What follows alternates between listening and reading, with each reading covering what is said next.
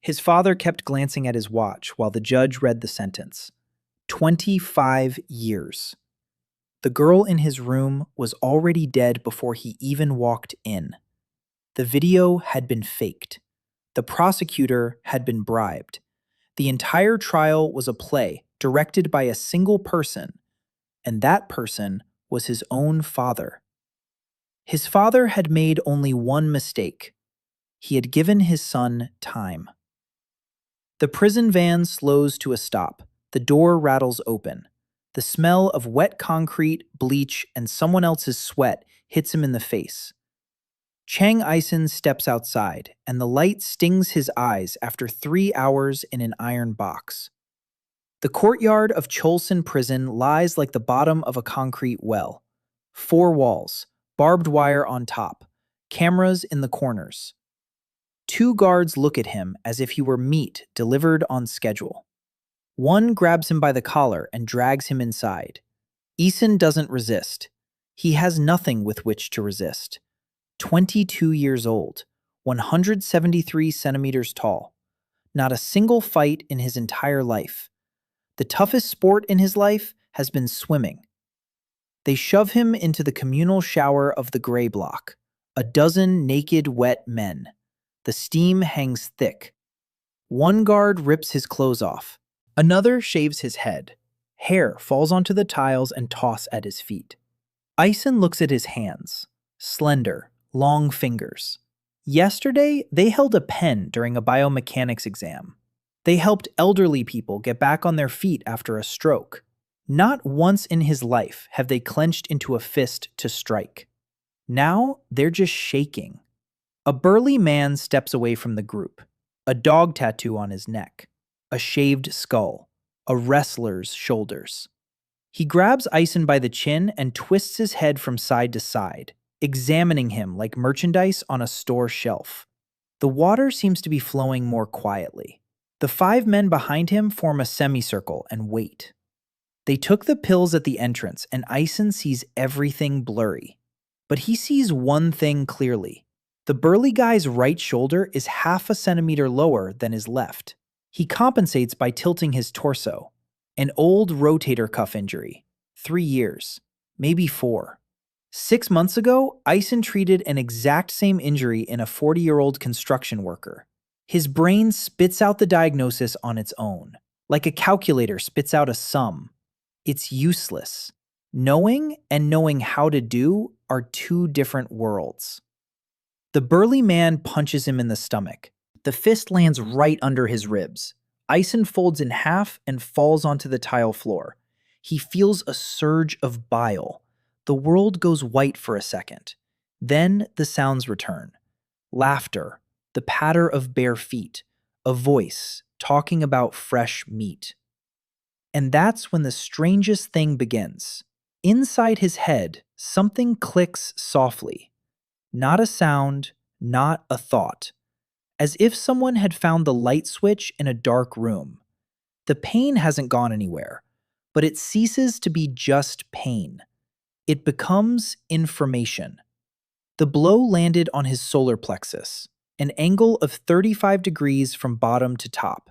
The striker's weight is about 90 kilos, with a height of 182, right-handed. But he struck with his left. Because his right shoulder prevents him from throwing a straight punch with full range of motion. All of this forms a complete diagram in his head. Cold, precise, alien. As if someone else inside him had broken the punch down into parts and laid the result on the table.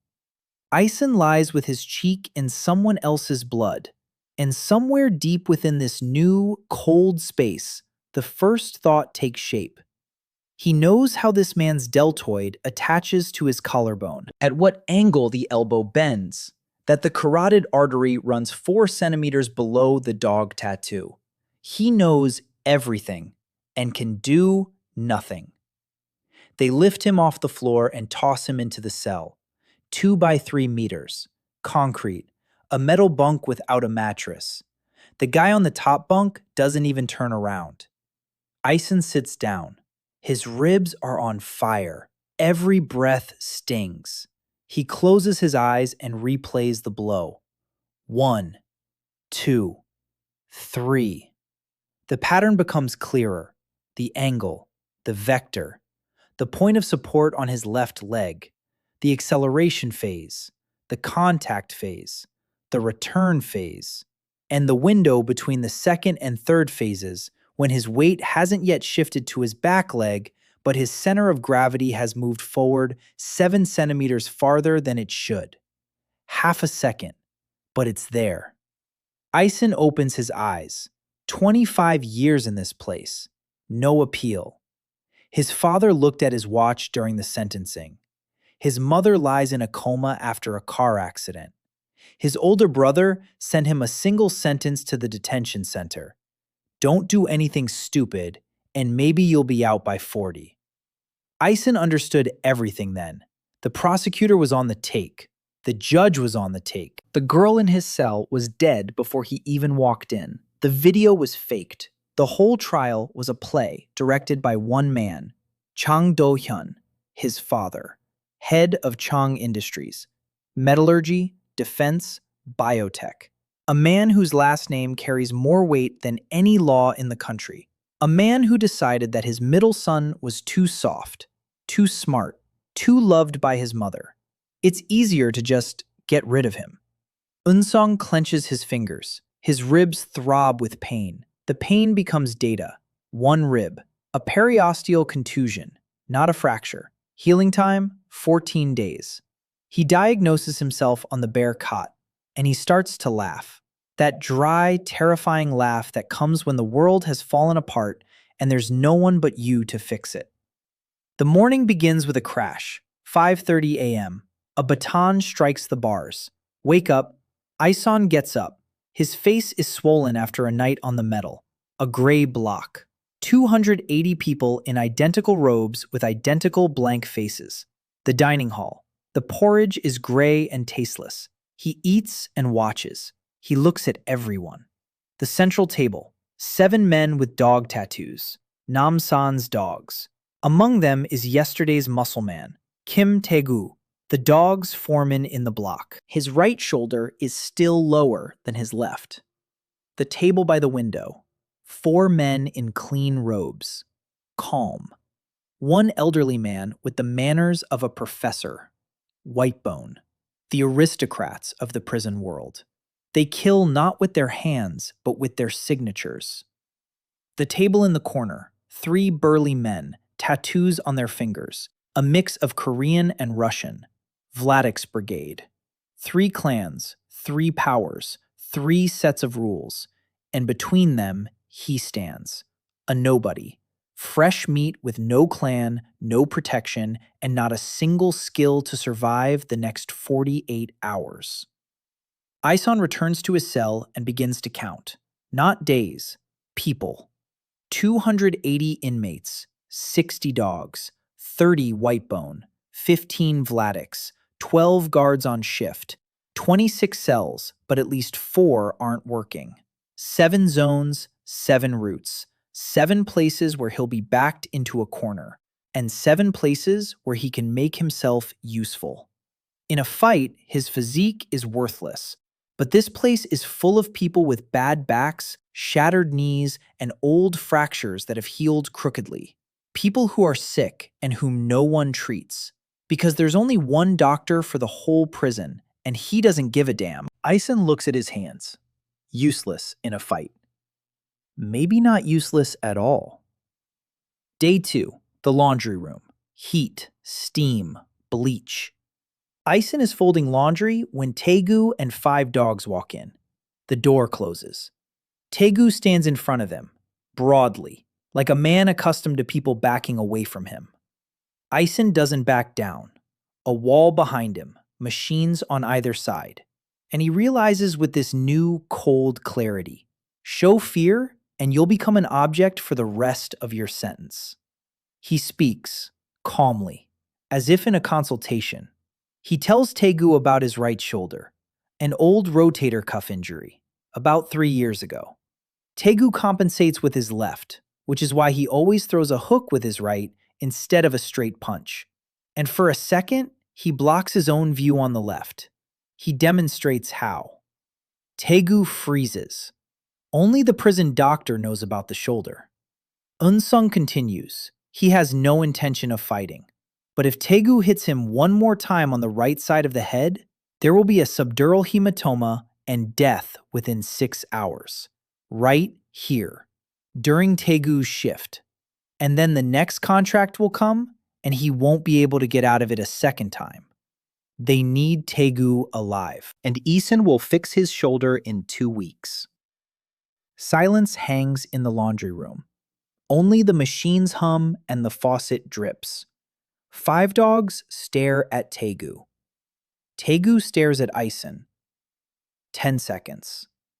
20. 30. The most terrifying man in the gray block silently withdraws his hand. He turns around. He walks out. The 5 follow him.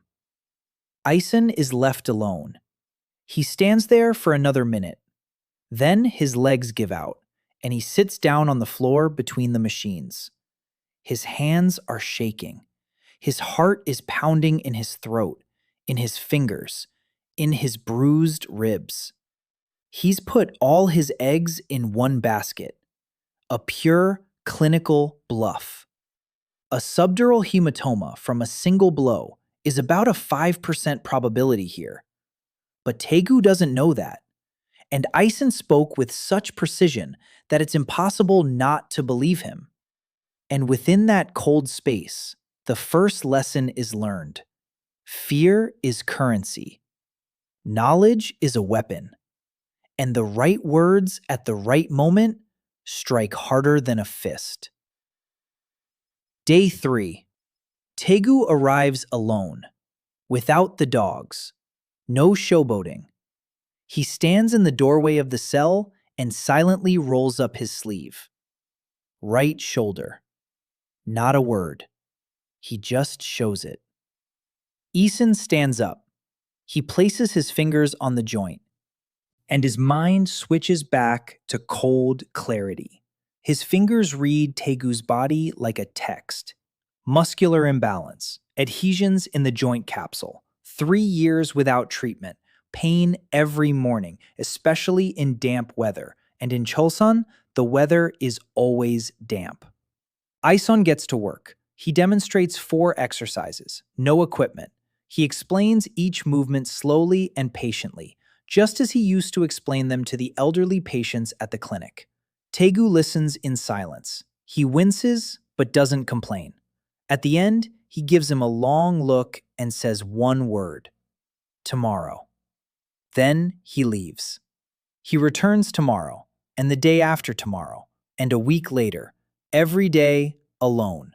And every day, a cold space in Isong's mind records new information. How the body of a fighter who spent 10 years fighting in prison moves. How he shifts his weight. How he positions himself. How he breathes before a strike. Ison can't replicate a single movement yet, but he sees them. He memorizes them. He breaks them down. And somewhere deep inside his skull, something new is slowly taking shape from this data. By the end of the week, the gray block knows. The new guy with glasses, skinny, strange. He's treating the leader of the dogs, doesn't pay tribute, hasn't joined a clan, walks alone, and looks at people in a way that makes you feel uneasy, as if he can see right through you. Some call him crazy, some call him a doctor, and the old man from the library says the boy looks like a ghost. And that word sticks. On the 10th day, Ison met Dr. Pak. It happened in the infirmary. Ison went there on his own, not because he was sick, because his ribs had been aching for a week and a half after Taegu's punch, and he wanted to make sure there were no cracks. The Cheolsong Infirmary was located at the end of the gray block corridor. A small room, 2 tables, an old couch covered in cracked leatherette, a locked medicine cabinet, and the smell of alcohol mixed with the smell of dampness. A woman of about 27 was sitting at one of the tables, tired eyes, her hair tied back in a bun. a white lab coat that had probably been white about 2 years ago. Seo Yeonhee, Dr. Park's assistant. In fact, the only practicing doctor in this prison. She looked at Ison without interest. She told him to take off his robe. He did. She felt his ribs. Briefly. Professionally. She said there were no fractures. A periosteal contusion. It'll heal. Ison nodded. He already knew that. But he hadn't come for a diagnosis. He'd come to see the infirmary. While Yeonhee was writing something in his chart, he looked around. The medicine cabinet was 1/3 full. Half of what was there was past its expiration date. There were almost no bandages. There were only 2 types of antibiotics out of the minimum 6 required. The only pain reliever was acetaminophen, not a single muscle relaxant, not a single antihistamine. You can't treat 400 people with this. You can't even treat 40. Yeonhee noticed his gaze. She asked why he was looking at the cabinet like that. Ison replied that the expired items were in the 3rd row. Ibuprofen. It expired 4 months ago. She uses it anyway because there's no substitute. Yeonhee froze with the pen in her hand. She looked at him, intently, for the first time during the entire appointment. She asked how he knew. Ison replied that he had studied biomechanics and worked at a rehabilitation clinic. Yeonhee was silent for a moment. Then she said she didn't need an assistant and that he'd better stay away from the medical wing because this wasn't a clinic. It was a prison. Ison nodded and left. But on his way out, he ran into Dr. Park. Park Jun-ho, 62 years old, gray-haired, stooped, tired, with the hands of a surgeon who had long since stopped operating. He stood in the doorway and let Isong pass, and for a second, their eyes met. Dr. Park looked at the name tag on Isong's scrubs. Chang Ison. He read the name, and something in his expression changed. Not drastically, not noticeable to an outsider, but Isong saw it. The muscles around his eyes tensed. His pupils dilated slightly. His lower jaw jutted forward by a millimeter. Dr. Park recognized the last name, and he realized who was standing before him. But he said nothing. He simply walked past and sat down at the desk. Isong left the medical wing with new information. The prison doctor knows who he is. The prison doctor kept quiet. That could mean 2 things. Either he's on his father's side and waiting for instructions, or he's not on his father's side and needs time. Isong decided to wait. On the 11th day, the first real fight broke out. Not a conversation in the laundry room, not a bluff, a fight. It happened in the workshop. The gray block was working. They were sewing prison uniforms, cutting fabric, stitching on old sewing machines. Ison was sitting at a table, cutting out patterns. A guy named Cho Min-soo was working nearby, 26 years old, short, wiry, eyes like a rat's, a small-time drug dealer. He didn't belong to any gang.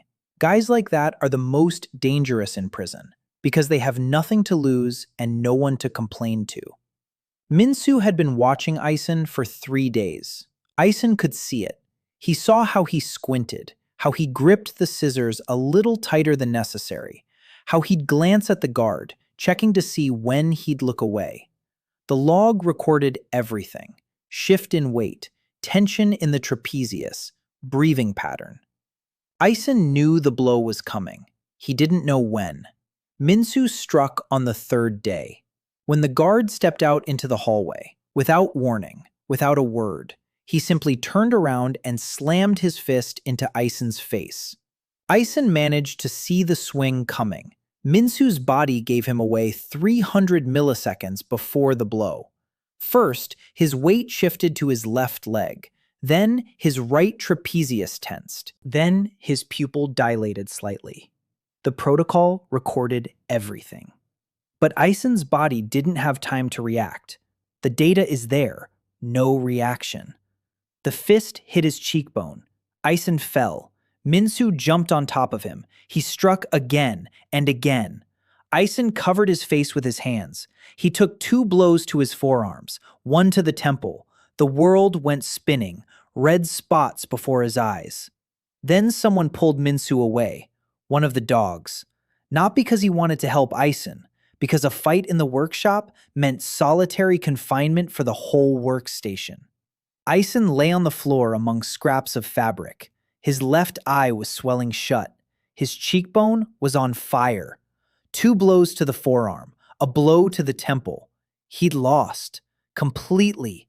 Absolutely. He couldn't dodge. He couldn't block. He couldn't even get to his feet in time. But as they led him to the infirmary and Yeonhee silently applied cold compresses to his face, work was underway in that cold space inside his skull. The protocol was recording. 3 blows, 3 vectors, 3 points of force application. Minsu's swing was short and jerky, 0 boxing technique, a street fight. His right hand was his lead hand. His left was weak and used only for gripping. Minsu struck at close range because his arms were short. His strength was his unpredictability. His weakness was the lack of a follow-up punch. After the first strike, he lost half a second regaining his balance because he put all his weight into the attack and left himself with no support.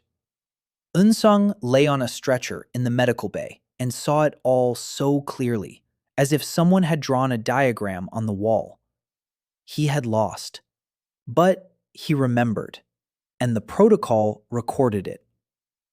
Yeonhee treated his wounds in silence. Then she looked at him and asked how many times he'd been beaten that week. Ison replied, "Twice." She was silent for a moment. Then she said that if things kept going this way, they'd bring him to her in a body bag, and that she was tired of stitching up boys who thought prison was an adventure. Ison looked at her hands, which were carefully wiping the blood from his face, at her neck, which was tilted slightly to the left. Chronic cervicalgia, cervical spine, probably from working with her head tilted for long periods. A microscope or documents. Constant tension in the trapezius and rhomboid muscles. He told her about it. Just like that. He said her neck hurt. It had been hurting for a long time, every day, especially toward evening, and that there were 4 exercises she could do in the morning that would relieve 70% of the pain in 2 weeks. Yeonhee paused.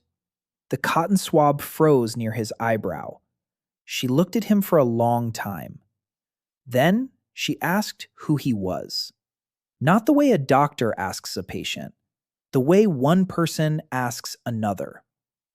Ison replied that he was nobody, a student who'd been put there, but that he knew how to see the body. That was all he knew how to do. Yeonhee turned away. She threw the swab away.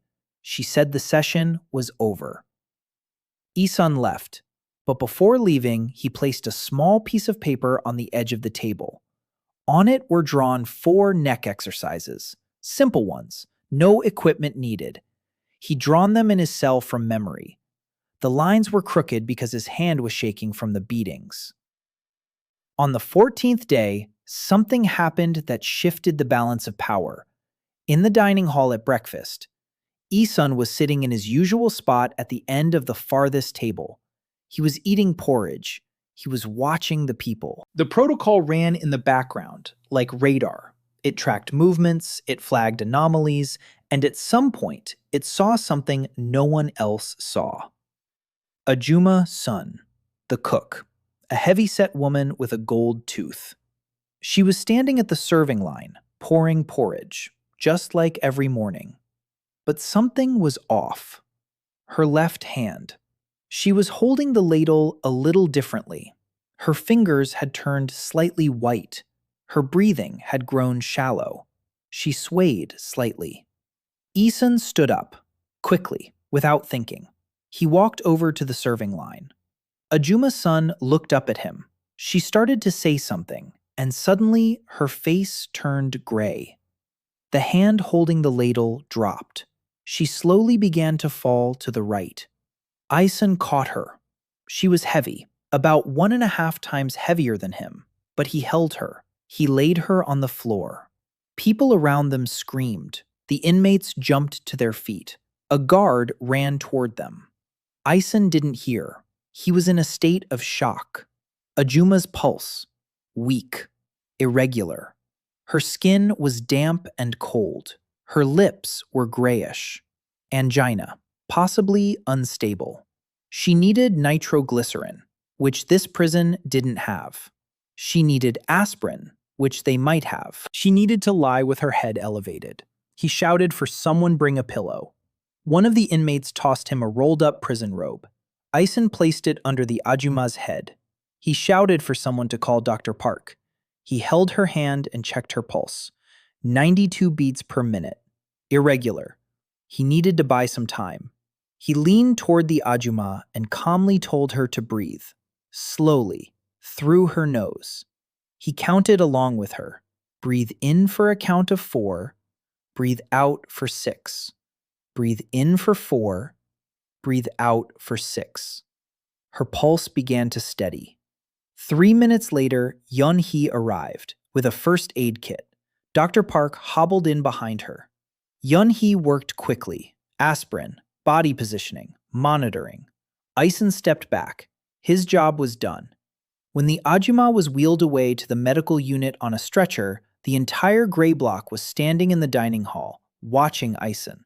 Over 200 people. The Namsan Dogs, Whitebone, Vladik, the Independents, everyone. A skinny guy without glasses, with a black eye and a jagged cut on his eyebrow. He had just saved their cook, the woman who served them porridge every morning and whom everyone knew by name. Ison stood in the middle of the dining hall. His hands were covered in porridge residue. There was a sweat stain from the Ajumma on his shirt. He didn't say a word. He just stood there. And in that silence, Kim Taegu, the foreman of the Namsan Dogs, a man even the guards avoided looking at, slowly rose from the table. He walked over to Ison, looked down at him, and gave a brief nod. Just once. It wasn't a gesture of respect. It was a gesture of acknowledgement. Taegu turned and headed for the exit. His dogs followed in a line. Ison remained alone in the dining hall. Yeonhee stood in the doorway, watching him. Ison caught her gaze. She quickly looked away, but he had seen it. She was holding a small, crumpled piece of paper with 4 neck exercises written on it. The edges were worn, so she had been carrying it with her. That meant she'd been doing the exercises. Ison went back to his cell. He sat down on his bunk. He closed his eyes. And he realized one thing. He wouldn't become a fighter. Not in the coming month. Maybe not even in the coming year. His body was too weak. Too slow. Too unprepared. The fight with Minsu had proven that. But he didn't need to be a fighter. He needs to be indispensable. In prison, it's not the strongest who survives. It's the one without whom the prison can't function. A cook, a doctor, a mechanic, someone who fixes things. Ison opened his eyes and looked at his hands. Slender. Long. Not useless. No, not useless. After the incident with the Ajumma, people started coming to see Ison. Not openly, not during the day. At night, after lights out. Quiet footsteps down the hallway. A knock on the cell wall. The first to come was an old man from the Namsan Dogs, 63 years old, his left knee. He said it had been hurting for 5 years, that the prison doctor had given him paracetamol and told him to grin and bear it. Ison examined the knee, with his hands, with his fingers. The diagnosis came as clearly as an X-ray. 2nd-degree degenerative osteoarthritis, lateral instability, compensatory muscle spasm in the quadriceps and hamstrings. He demonstrated 3 exercises, wrote out an exercise regimen, explained what he shouldn't do and what he could do. The old man listened. He nodded. He left. He came back 3 days later. He said his knee hurt less. for the first time in 5 years. The next night, 2 people came. A week later, they were coming every night. Ison turned his cell into an underground clinic. His cellmate, a silent man in his 40s who slept 16 hours a day, didn't even wake. Ison saw 2 or 3 people a night. Knees, backs, shoulders, old fractures, chronic pain, post-traumatic contractures. He worked with his hands and his mind. He made diagnoses, he prescribed exercises, he did what he could without equipment or medication. And every time, the protocol recorded new data. Each new body was like a new textbook. He touched other people's muscles and learned to feel the difference between healthy tissue and damaged tissue, between a spasm and a scar, me between a fresh injury and an old one. His fingers grew more precise with every patient. But this clandestine practice came at a price. Whitebone had taken notice. A month. The end of the 3rd week. A man with graying temples and the mannerisms of a university professor sat down next to Ison in the cafeteria. Park Sung-jin, a financier, formerly. Now cell number so-and-so, gray block, head of Whitebone in Cheolsong. 8 years for grand fraud. 8 bodies, according to rumors. No evidence. He sat down next to Ison, set down his bowl, ate calmly, and between spoonfuls of porridge, he said he'd heard about a ghost who heals people. Said he had a proposal. Ison listened. Park Sung-jin spoke quietly and politely, as if at a business meeting. He said that Whitebone needed his own doctor, not Yeonhee, who obeys the system and records everything in the charts, but his own. Someone who treats patients without keeping records, without asking questions. And in return, Ison would receive protection, complete protection, from everyone, including the dogs. Ison finished his porridge and washed his bowl, and he replied that he didn't work for any clans, not a single one. He treated whoever came to him, everyone, no strings attached. Park Sung-jin smiled. It was the smile of a man accustomed to never being refused. He said that Ison would think it over, that everyone thinks it over. Ison replied that he'd already thought it through, and he left. He knew it was dangerous. To refuse the Whitebone in Cheolsong was like refusing the second government. But he also knew that if he became a doctor for just one clan, he would cease to be needed by everyone. And he needed to be needed by everyone. That was the only strategy that worked for a man without fists. That same evening, Taegu came to see him, not for treatment. Cho was already feeling much better after 2 weeks of exercises. Taegu came to warn him. He said that Whitebone didn't like being refused. He said they had ways of applying pressure. Quiet ways. An accident in the workshop. A slashed face in the shower. A pill slipped into his food. Ison asked why Taegu was warning him. Taegu paused. Then he said that, for the first time in 3 years, his shoulder didn't hurt in the mornings, and that he didn't like it when people broke things that worked. It wasn't friendship, it was pragmatism.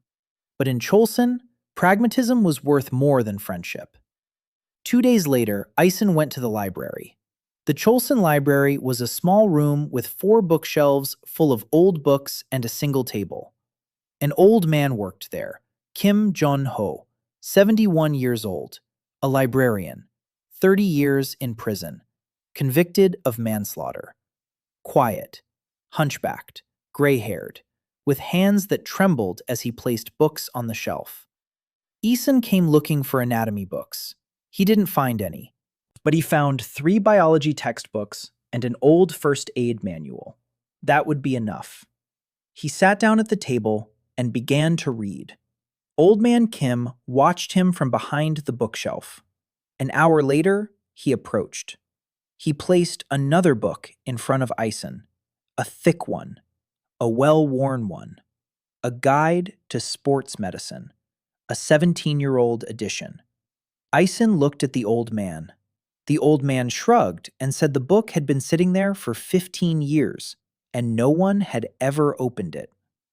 Ison opened it, and for the next 3 hours, he couldn't put it down. The book was old, but the principles of biomechanics never go out of style. Joints, ligaments, muscles, movement patterns. Everything he'd studied in college, but now he saw it from a different angle. The angle of a man who'd been in fights and remembered every blow. The book had chapters on common sports injuries, ligament tears, dislocations, fractures. He read them and saw the faces of his nighttime patients. There was the old man from the dog's knee. There was Taegu's shoulder. There was the broken finger of the young convict who'd arrived the day before yesterday. Theory merged with practice. The diagrams in the book came to life beneath his fingers. Ison began coming to the library every day. Old man Kim didn't ask any questions. He simply put the kettle on and sometimes silently pushed a cup toward him. A week later, Ison noticed the old man climbing a small stepladder to reach a book on the top shelf. He moved slowly, painfully. Chronic pneumonia. You could hear it in his breathing. Stiff joints, the spine, the thoracic region, kyphosis, muscle atrophy, years without movement. Ison told him about it. The old man froze on the stepladder. He looked down, and for the first time since they'd met, he spoke a long sentence. He said he knew that, knew he was dying. Slowly, bit by bit, every year something falls away. First his legs, then his back, then his breathing. And that the prison doctor had given him 2 years, 3 years ago. Ison stood up. He walked over to the stepladder. He reached out his hand. He helped the old man down. And he said he'd show him a few movements, simple ones, for breathing, for his back, to help his lungs work better. It won't cure him. He can't cure chronic pneumonia in prison without medication, but he can slow it down. Old man Kim looked up at him, small, hunchbacked, with eyes that had seen 30 years of prison walls. And he nodded. Ison began his work. Every day after reading, he spent 30 minutes with the old man. Breathing exercises, chest stretches, mobilizing the ribs. Gently, carefully, just as he had worked with elderly patients at the clinic. Only here, there was no clinic. There was the library's concrete floor and the dim light from a small window. By the end of his first month in Cheolsong, Ison had a map. Not on paper, in his head. A map of people. Taegu, dog catcher. His shoulder was fixed. He owes him. Ajumma Son, the cook. He saved her life. She's grateful. Old man Kim, the librarian. He trusts him. Yeonhee, doctor, watching him. Doesn't trust him. For now. Dr. Park knows who Ison is, remains silent, reason unknown. Park Songjin, Whitebone, offered a deal, refusal accepted, for now. Vladik, hasn't made contact, is watching. A dozen night patients, small debts of gratitude. Yun Gwangcheol, prison warden, hasn't shown up yet, for now. Ison lay on his cot, running his fingers over this map. Every person is a node. Every node is a connection. Every connection is a resource or a threat. He was building a network, slowly, carefully, like a spider. But a spider that heals flies instead of eating them. 1 month and 1 week. Night. Ison lay on his bunk and couldn't fall asleep. His ribs had long since healed. The bruise under his eye from Minsu had almost faded. His body had recovered. But his mind wouldn't shut off. The protocol ran even in his sleep. He replayed in his mind every punch he'd seen over the past month. Taegu, his right hook. Minsu, his jabbing straight punch. The guard in the hallway twirling his baton before his shift. 3 techniques, 3 styles, 3 sets of data, and Ison couldn't reproduce. Because knowing and being able to do are 2 different things. Because between the pattern in his head and the movement of his body lies a chasm that can be bridged in only one way. Practice. Real practice. Painful practice. He got up from his bunk, quietly. His cellmate was snoring. He stood in the middle of the cell, 2 by 3 meters, cramped, but enough. He closed his eyes. He recalled Taegu's hook. He broke it down into phases: torso rotation, weight shift, arm extension, contact, retraction. He opened his eyes and tried it. Slowly, clumsily. His fist sliced through the air and veered off to the side. He'd lost his balance. His feet were positioned wrong. His shoulder was tense. Everything was off. He tried again. And again. And again. 20 times. 30. 50. By the 100th time, the movement had become slightly smoother. Not correct, just slightly smoother. The protocol corrected every attempt. Elbow a little lower, stance a little wider, weight on the front leg, another half degree of hip rotation. It was agonizingly slow. Because the protocol worked through the body, and the body was weak and untrained and wouldn't obey. But Ison didn't stop. He trained every night, in his cell, 2 hours after lights out, quietly, without a sound, in the dark. The second month began with blood, someone else's. In the morning, they found a young inmate in the shower, 20 years old, a newcomer. He'd arrived 3 days earlier. He didn't know anyone. He wasn't part of any gang. They found him on the floor between the shower stalls. His face was smashed in. 2 ribs were broken. A stab wound to the thigh, not deep, but deep enough that he couldn't stand up. The guards took him to the infirmary. The cameras in the shower room weren't working, as usual. No one saw anything, as usual. Ison was standing in the hallway when they wheeled the guy past on a stretcher.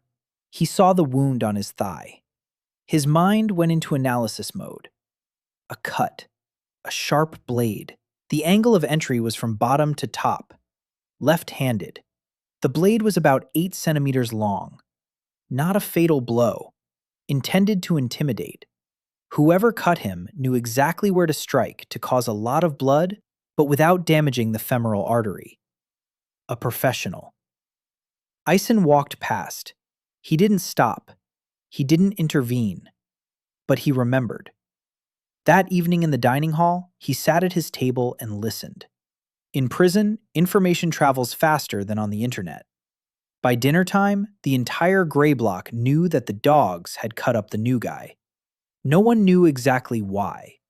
Maybe he sat at the wrong table. Or maybe he looked at the wrong person. Maybe he just got caught. Ison chewed his rice and thought. He'd treated Taegu. He was under the dog's unofficial protection. But he wasn't a dog. And what the dogs did to their victims was none of his business. For now. That word. For now. It echoed in his head more and more often. For now, he's weak. For now, he's alone. For now, he's just building his network. For now.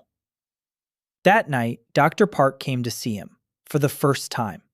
He didn't call him to the infirmary. He came to the cell himself, quietly, after lights out. His cellmate was snoring.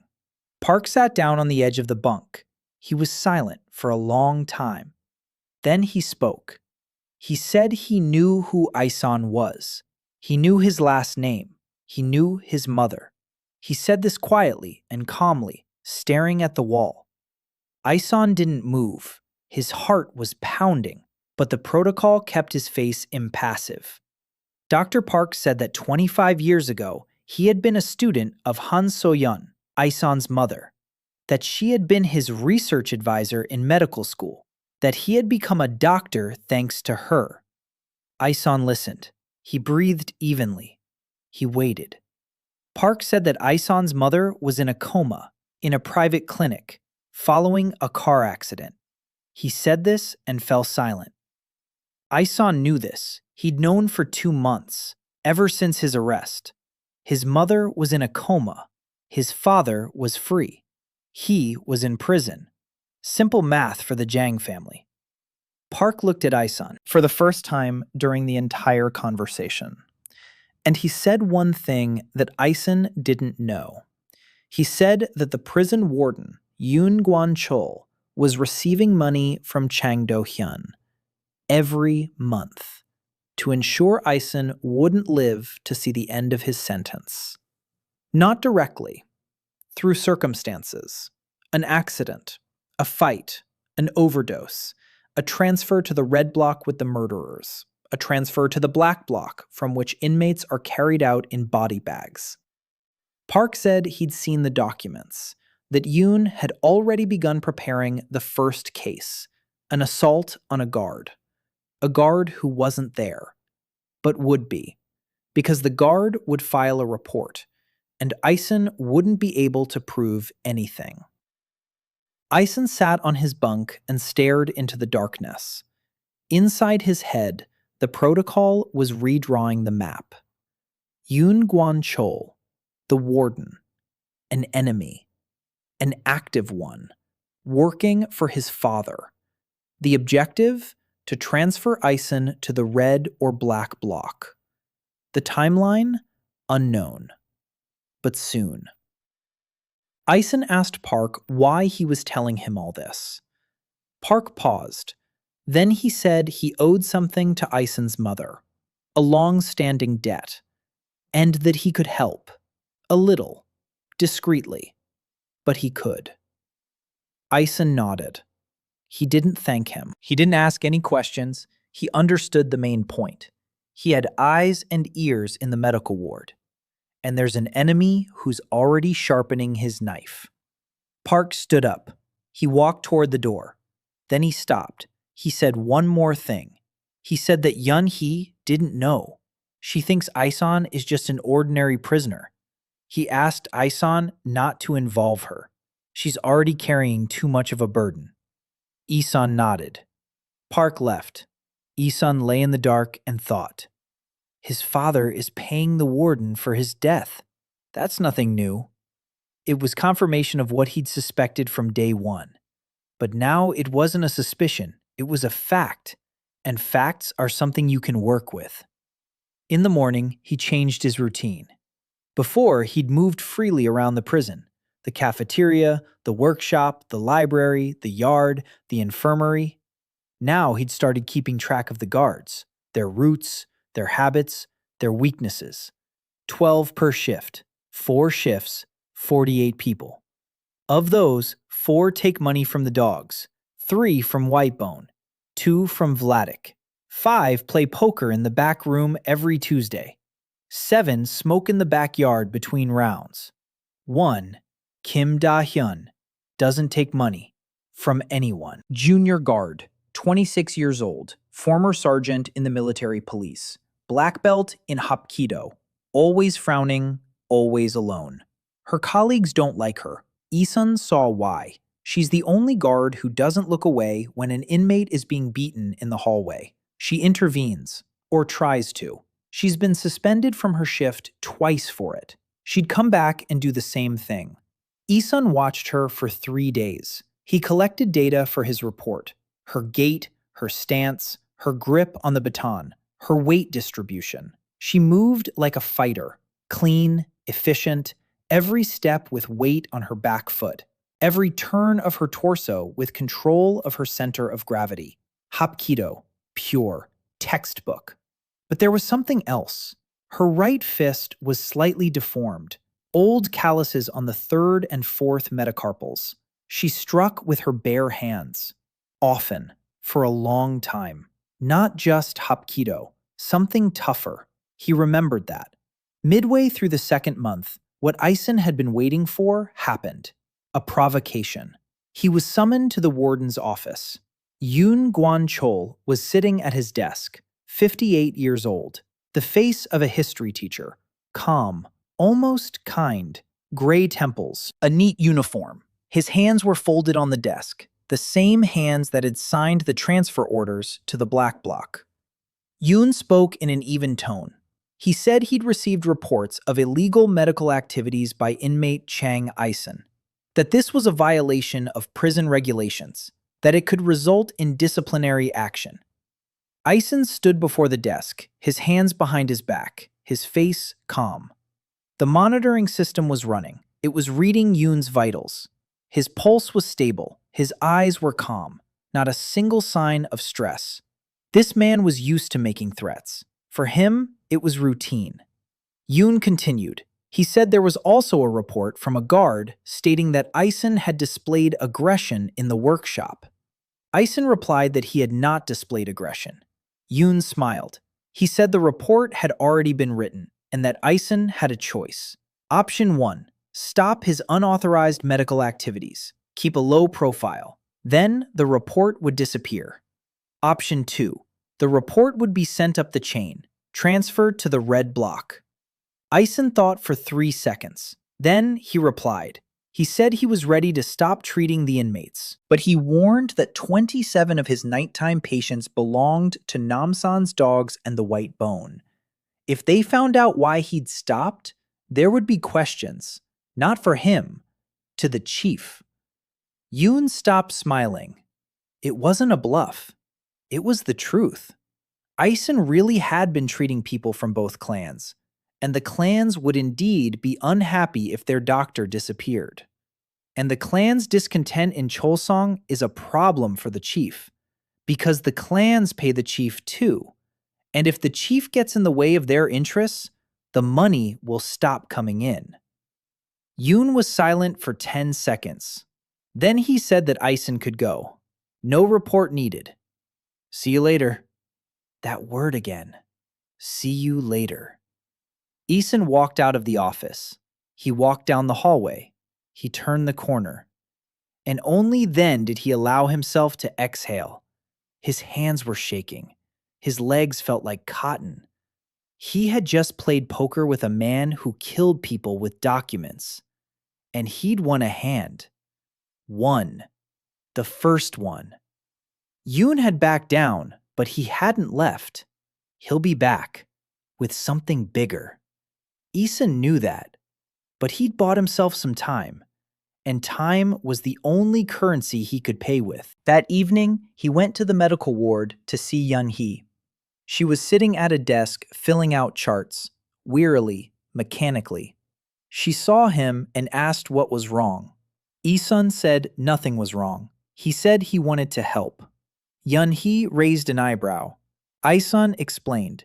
He said he knew she had 43 patients with chronic conditions, that there were 20 types of medication, that there were 10 types of dressing supplies, that every day she had to decide who to treat and who not to treat, and that he could show her how to put together a workable protocol for 40 diagnoses using the junk they had on hand.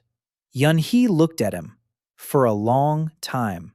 Then she asked how he knew about the 43 patients. Ison replied that he'd been counting every day in the cafeteria, by the way they walked, by the way they breathed, by the color of their faces, by the way people held their spoons, sat down on the bench, and stood up. Yeonhee was silent. Then she said he was crazy. Ison replied that maybe he was, but that his protocol worked, and he offered one night's work. He would go through her patient files and show her what could be done. If she didn't like it, she could kick him out and he wouldn't come back. Yeonhee thought for a minute. Then she nodded.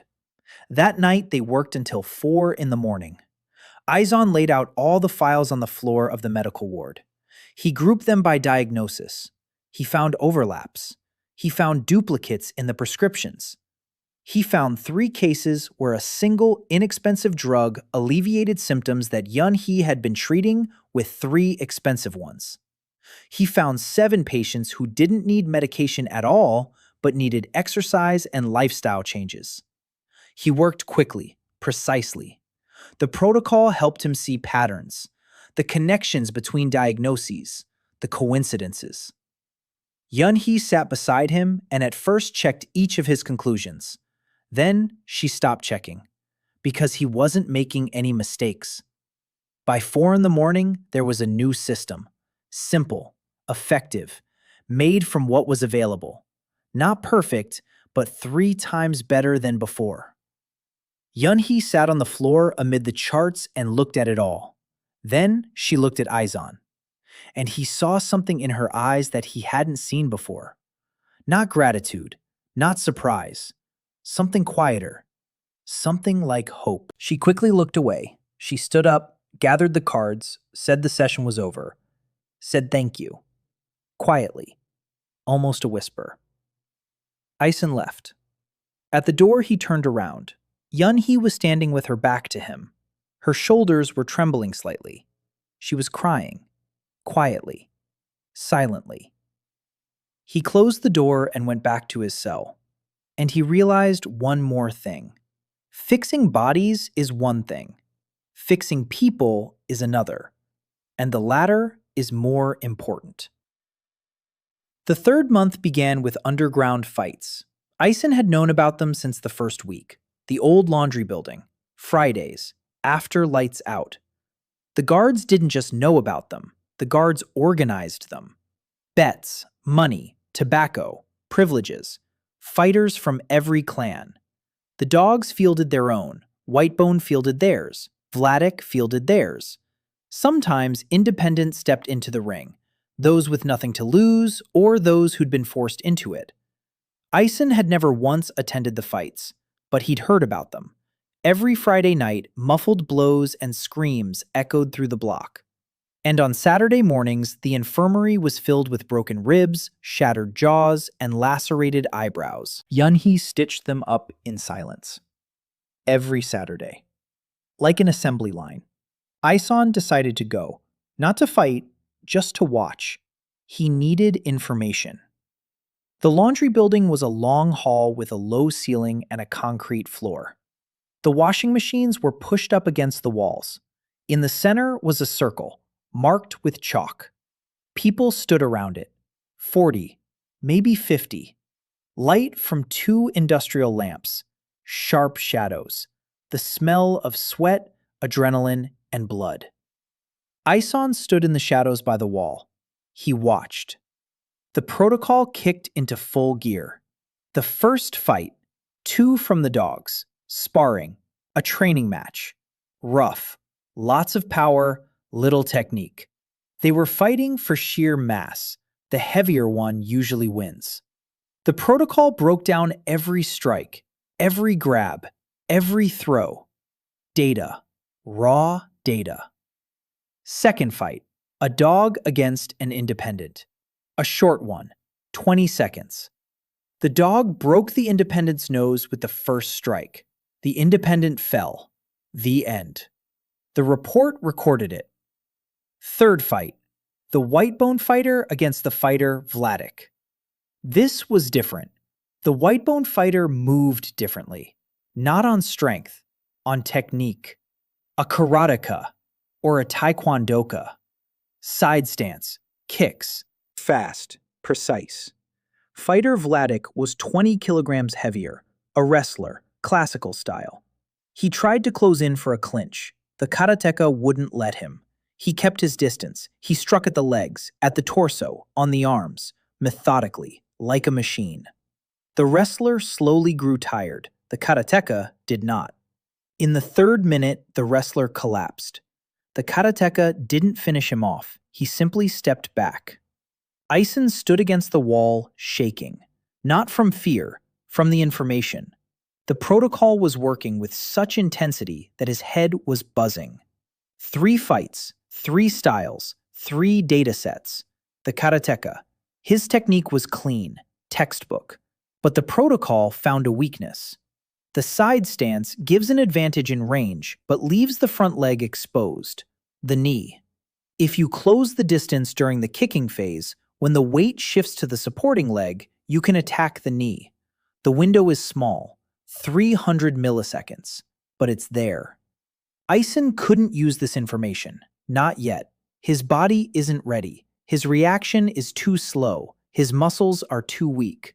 But he took note, and he kept taking notes. Every Friday, he would go to the laundry building and stand against the wall. He watched. He memorized. He analyzed. After 3 Fridays, he knew the technique of every fighter in Cheolsong. Their strengths, their weaknesses, their habits, their injuries. Some of these fighters came to him at night to treat those very injuries, and they had no idea that while Ison was massaging their shoulder or checking their ribs, he was reading their bodies like an open book. At the same time, Ison trained, every night, in his cell. But now he had more data, more movements to analyze, more techniques to reassemble. He didn't copy. Copying was pointless. His body was different. Long arms, long legs, narrow shoulders, little muscle mass. He couldn't fight like Taegu, or like the karateka from Whitebone, or like the wrestler from Vladika. But he could take the principle of distance from the karateka, and the principle of staying one step ahead from Taegu, and the wrestler's principle of using the opponent's weight against them. And he adapted all of this to himself, to his own body, to his own proportions, to his own limitations. The protocol helped. He optimized every movement, eliminated the unnecessary, found angles where his long arms gave him an advantage, found distances where his slender body became a difficult target. It was slow, painful. Every morning his whole body ached. But there was progress. Small, but there was progress. Midway through the 3rd month, evening, the dining hall, Ajumma Son was standing behind the serving line again. After her angina attack, she'd been in the infirmary for a week. She'd returned. Ison helped her set up a regimen. Yeonhee selected the medications from the new protocol. Ajumma was feeling better. Not great, but better. She served Ison porridge, and each time put a little more on his plate than the others. He noticed. He didn't say anything. He just ate. That evening, Ajumma called him over after serving. She led him to the storage room behind the kitchen, a small room. Bags of grain, shelves with dishes, the smell of onions and burnt oil.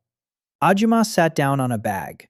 She looked at Ison, and for the first time, she spoke about herself. She told him she was in prison for killing her husband. He'd beaten her for 20 years.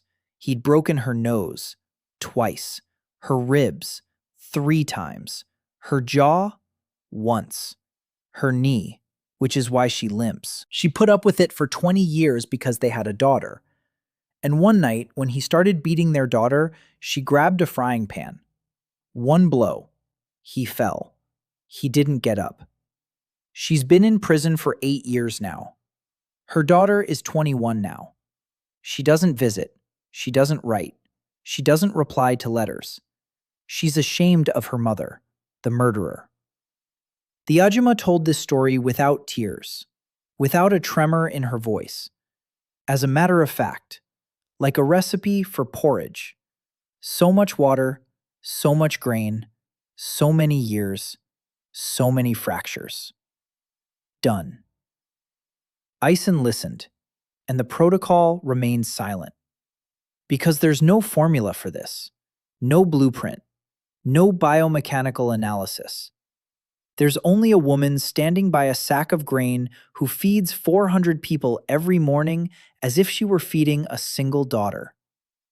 He looked at her knee, that very one, the one she'd been rehabilitating for a month now using his exercises, the one that was already moving better, not perfectly, but better. He told her one thing. He told her that at their next meeting, she needed to stand up on her own, without a cane, without help. Just stand up when her daughter walks in, and her daughter would understand. The Ajumma looked at him for a long time. Then she nodded, and for the first time, she smiled.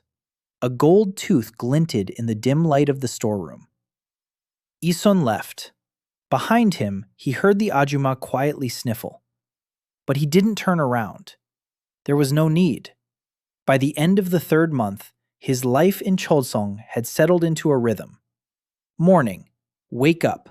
Dining hall, porridge from the Ajumma, a little more than the others. Workshop, work. Quietly, unobtrusively. Library, reading. Exercises with old man Kim. Courtyard, observation, data collection. The infirmary, helping Yeonhee. Night, seeing patients. Training. Sleep, 4 hours. Repeat. He wasn't living, he was building a system, and the system was starting to work. But at the end of the third month, something happened that he hadn't planned for. A fight broke out. A real one. Not Minsu's attack, not the bluff with Daegu. A real fight. In an underground arena. Ison didn't want to, but he had no choice. Whitebone decided to test the ghost. Park Sung-jin came to see him in person, to the library, sat across from him, placed his hands on the table, and said there was an offer he couldn't refuse. A fight in the arena. Ison versus a Whitebone fighter. If Ison wins, he gets full neutrality. No clan will touch him. A contract. A promise. If he loses, he becomes a Whitebone doctor. On their terms. Ison asked what would happen if he refused. Park Sung-jin smiled. He said that, in that case, his neutrality would end today, and that the dogs wouldn't be able to protect him from what would happen afterward. Asun looked at Park. He was reading the protocol. Park wasn't bluffing. Park never bluffed. He didn't know how. He didn't need to. He had enough real power. Asun agreed. Friday, the laundry building. A circle drawn in chalk. Lamps, faces in the shadows. 50 spectators, maybe more. Taegu stood in the front row. He stared at Asun without blinking. Ajumma Son was somehow there too. She stood in the corner, clenching her fists. Asun stepped into the circle. Standing opposite him was a Whitebone fighter. Not the karateka he'd seen 3 weeks ago, but another one. Bigger, heavier, about 90 kilograms. He was 1.85 meters tall, broad shoulders, short neck, a boxer. The protocol kicked in instantly. Front stance, left-handed. Lead hand is the left. Weight distributed 60-40 on the front leg. Knees slightly bent. Chin down. A professional, not a street fighter. A school. A real one. Ison stood in the center of the ring and realized he didn't stand a chance in a straight exchange of blows. This man weighs 30 kilograms more than him. He's stronger, faster, more experienced. 3 months of nighttime training in a cell versus 10 years of boxing. The odds aren't in his favor. But Protocol saw something else. His left knee. A microscopic instability. The fighter compensates slightly when stepping forward. An old meniscus injury, maybe. Or ligaments. To be precise, it's impossible to say without palpation. But that's the spot. The one and only spot. The fight began. The boxer stepped forward, confidently, calmly, like a steam locomotive. The first punch, a left straight. Ison saw it 400 milliseconds in advance. He shifted to the right. The punch missed. For the first time in his life, for the first time, his body did what his brain saw. Not perfectly, not cleanly, clumsily, but it did it. The boxer was surprised, for a second, and he struck again, a right hook. Ison didn't react in time. The punch landed on his shoulder. The pain shot down to his elbow. He was knocked back 2 steps. He stayed on his feet. The boxer kept advancing. Left, right, left, a flurry. Ison dodged, not all of them. He took a blow to the body. His ribs cracked. A familiar pain. Old ribs. Those very ones. He doubled over. The boxer moved closer. He was setting up the finishing blow. And at that moment, Ison saw an opening. The boxer stepped forward with his left foot. His weight shifted to his left knee, that very unstable knee. For a split second, he was balanced on one leg. Ison didn't strike. His punch was too weak for a knockout. Instead, he stepped forward and did one thing. A simple one. A sweep. Not pretty, not technical. The toe of his foot struck the ankle of the opponent's supporting leg, at the exact moment when the weight on it was at its peak. The boxer staggered. His left knee buckled. He lost his balance for half a second. And in that half second, Ison struck. Not with his fist, with his elbow to the temple. Short, sharp, at a 45-degree angle from above down. The protocol calculated the trajectory instantly. The blow was weak by a boxer's standards, but it landed precisely. The temporal bone. Thin, sensitive. Beneath it, the middle meningeal artery. The boxer froze. His eyes went glassy for a moment. Then he fell, to his knees, then face first onto the concrete floor. Silence. Absolute silence. 50 people in the laundry building, and not a single sound. Ison stood in the center of the circle, his left arm pressed against his broken ribs. His right elbow was covered in blood, not his own. His legs were shaking so badly he could barely stand. The fight had lasted 11 seconds. He counted them afterward. 11. The boxer lay on the floor, breathing, alive. Ison could see the pulse in his neck. A knockout. Clean. No brain damage, just shut down. Like a mechanic turning off a machine. Park Sung-jin stood in the shadows. His expression hadn't changed. Not at all. That was scarier than any scream. Taegu, in the front row, slowly shook his head. Not in denial. It was a sign that he had just seen something he couldn't explain. The Ajumma in the corner covered her mouth with her hand. Ison turned to Park Sung-jin. He looked him in the eyes and said one sentence. He said that neutrality would suit him. Park Sung-jin was silent for 3 seconds. Then he nodded. Ison walked out of the laundry building. He made his way to the medical wing.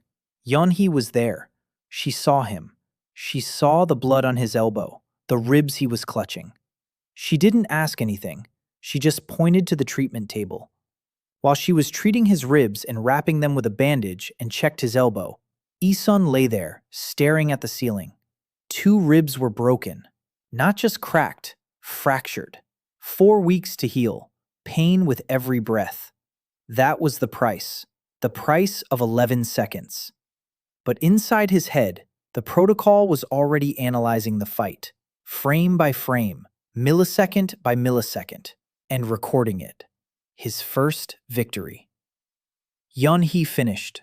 She looked down at him and said he was an idiot. Ison replied that maybe he was. Yeonhee turned away, but he saw it, the corner of her mouth. It twitched slightly. Almost a smile. Almost. That night, the whole of Cheolsong found out about those 11 seconds. By morning, the prison warden knew about it.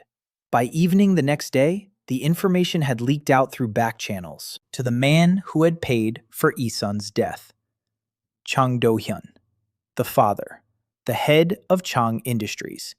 He learned that his middle son, that very one, the skinny, the bespectacled one, the one he'd buried in the deepest pit in the country, had just knocked out a professional boxer in 11 seconds. And that the prison that was supposed to be his grave was starting to call him a ghost. Ison lay on his bunk with broken ribs, unaware of any of this. He didn't know that his father had spoken his name for the first time in 2 months. He didn't know that a new order lay on Yun Gwangcheol's desk. He didn't know that time had sped up. He just lay there, breathing through the pain.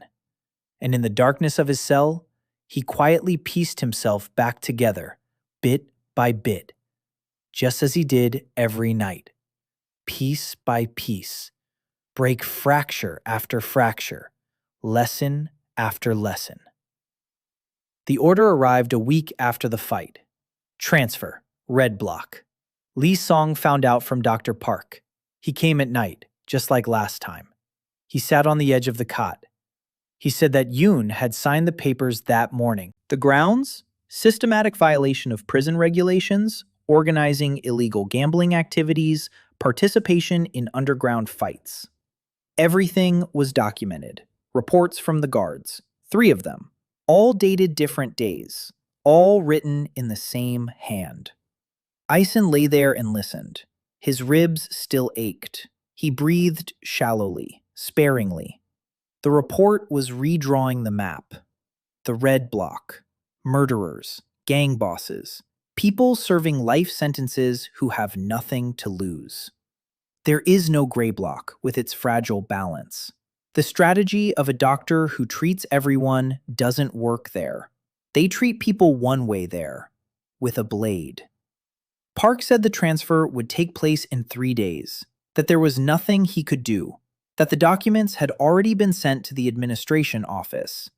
Ison asked who was in charge in the red block. Park answered, 3 names. First, Oh Jinsu, the boss of the Namsan Dogs in the red block. Higher in the hierarchy than Taegu, life imprisonment for double murder. Second, Ryu Sanghun, white bone, red block, former chief of police for the Gangnam district. 10 years for corruption and organizing a contract killing. Third, Volkov. That's not a last name, it's a nickname. Vladik's gang, red block. No one knows his real name. Korean Russian, huge, almost 2 meters tall, in for armed robbery and 3 murders. Park had left. Ison lay in the darkness. 3 days. He had 3 days to prepare for the place from which his father expected him never to return. In the morning, he sprang into action. First thing, he went to see Taegu. He found him in the exercise yard. Taegu was shadowboxing, just like every morning. His shoulder moved freely. No pain, no compensatory movements. 2 weeks of treatment plus 2 months of exercises. The result? Ison stood beside him. Taegu didn't stop. He punched the air. Hooks, jabs, uppercuts. Ison watched and recorded the protocol. Then Taegu stopped. He looked at him. Ison said he was being transferred to the red block in 3 days. Taegu wasn't surprised. He said he knew, that the whole block knew. Ison asked what Taegu could tell him about Oh Jinsu. Taegu spat. He said that Jinsu was an old dog, vicious, cunning, but predictable. He loves power. He loves control. He doesn't like surprises. If Ison approaches him the right way, he'll get a chance. If he does it the wrong way, he won't live to see morning. Ison asked what the right way meant. Taegu thought for a moment. Then he said one word. Gift. Bring something that Jinsu can't get on his own. Ison nodded. Next, he went to see Yeonhee. She was in the medical wing. She was working on the patient records using the new system, his system. She saw him. She didn't smile, but her eyes softened slightly. Ison said he was being transferred. Yeonhee paused. Her pen froze over the chart. She looked at him. She asked where. Ison answered, the red block. Yeonhee put down her pen, slowly, carefully. She stood up. She walked over to the window. She stood with her back to him for a minute. Then she said there was no medical station in the red block. There was one first aid kit on the floor. It contained bandages and iodine. She said that last year, 14 bodies had been carried out of the red block, officially. Heart failure. All 14. Ison walked over to her. He stood next to her, without touching her. He said he needed one thing. Oh Jinsu's medical chart. Yeonhee turned around. She looked him in the eyes. He said it was illegal, that if anyone found out, she'd lose her job. Ison replied that he knew, and that he wouldn't have asked if he could have done otherwise. Yeonhee looked at him for 10 seconds. Then she opened the cabinet, took out the folder, placed it on the table, and said he had 5 minutes. Then she'd come back, and the folder wouldn't be there. She left. Ison opened Oh Jinsu's medical record. The timer started. 5 minutes. He read it like a scanner.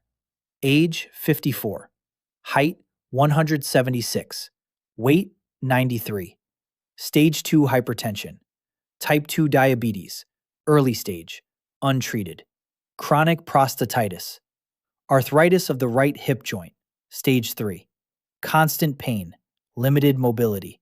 Prescribed treatment, paracetamol. In other words, nothing. Ison closed the file and put it back in its place. When Yeonhee returned, the table was empty. She looked at him and asked if what he was looking for. Ison replied that he'd found a gift. Next, he went to see Ajumma Son. She was in the kitchen cooking dinner. Large pots, steam, heat from the stove. Ajumma saw him and understood immediately, from his face, from the way he was standing. She didn't ask any questions. She just sat down on a stool and told him to speak. Ison said he was leaving the gray block, that he didn't know when he'd be back, that he wanted her to keep doing the exercises for her knee, every day, without missing a day. Ajumma nodded. Then she stood up. She walked over to him and hugged him, tightly, like a mother hugs her son before a long journey. Ison stood there in her embrace, and his throat tightened. He didn't cry, but he was close to it. Ajumma let him go. She looked up at him and said one sentence. She told him to come back, safe and sound. He nodded. The fourth thing he did was go to the library. Old man Kim was sitting at the table, drinking tea, breathing better than he had 2 months ago. Not well, but better. Ison sat down across from him. The old man pushed a cup toward him, as always, in silence. Ison said he was leaving. The old man nodded. He said he knew that the walls in prison were thin. Then he pulled a book from under the table. That very one, a handbook on sports medicine. He handed it to Ison, said there was no library in the red block. Ison took the book, heavy, worn. It smelled of old paper and library dust. He looked at the old man. Old man Kim, 71 years old, 30 years in prison. Quiet, hunchbacked. His breath wheezed with every exhalation. Ison said he'd come back for the book. The old man smiled, for the first time since they'd met.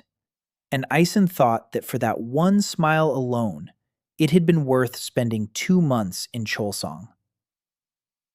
Transfer day. Morning. 2 guards led Ison out of his cell in the gray block. A corridor. Bars. Another corridor. More bars. With each set of bars, the air changed. Heavier. Thicker. In the gray block, it smelled of bleach and porridge. Here, it smelled of iron and something sour. The red block. Another world. Solitary confinement cells. Steel doors. Peepholes covered by shutters on the outside. Silence. Not peaceful. Oppressive. A silence in which every sound means that someone has decided to act. They led him into the cell.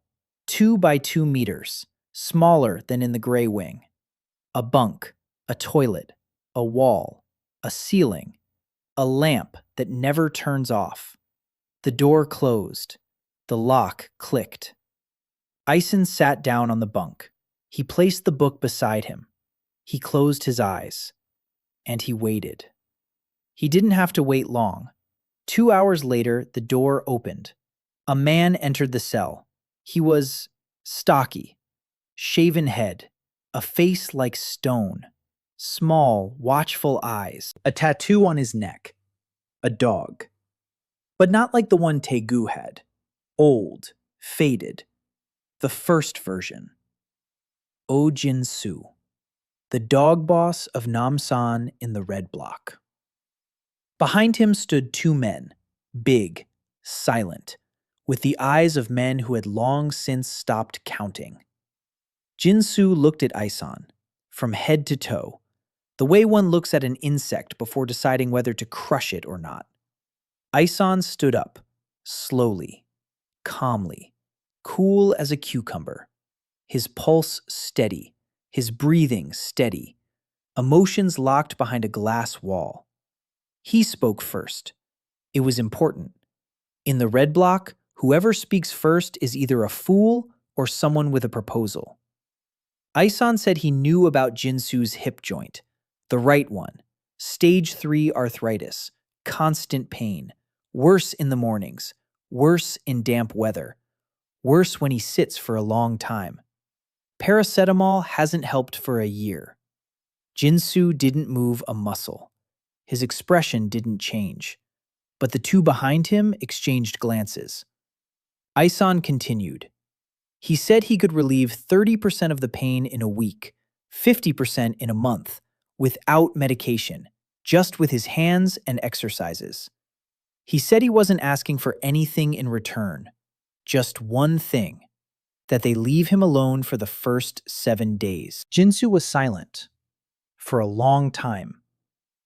Then he asked how a kid from the gray block knew his diagnosis. Ison replied that he just watches. That's all he knows how to do. Jinsu smirked. For the first time during the entire conversation, his face showed emotion. Not a kind one, but not hostile either.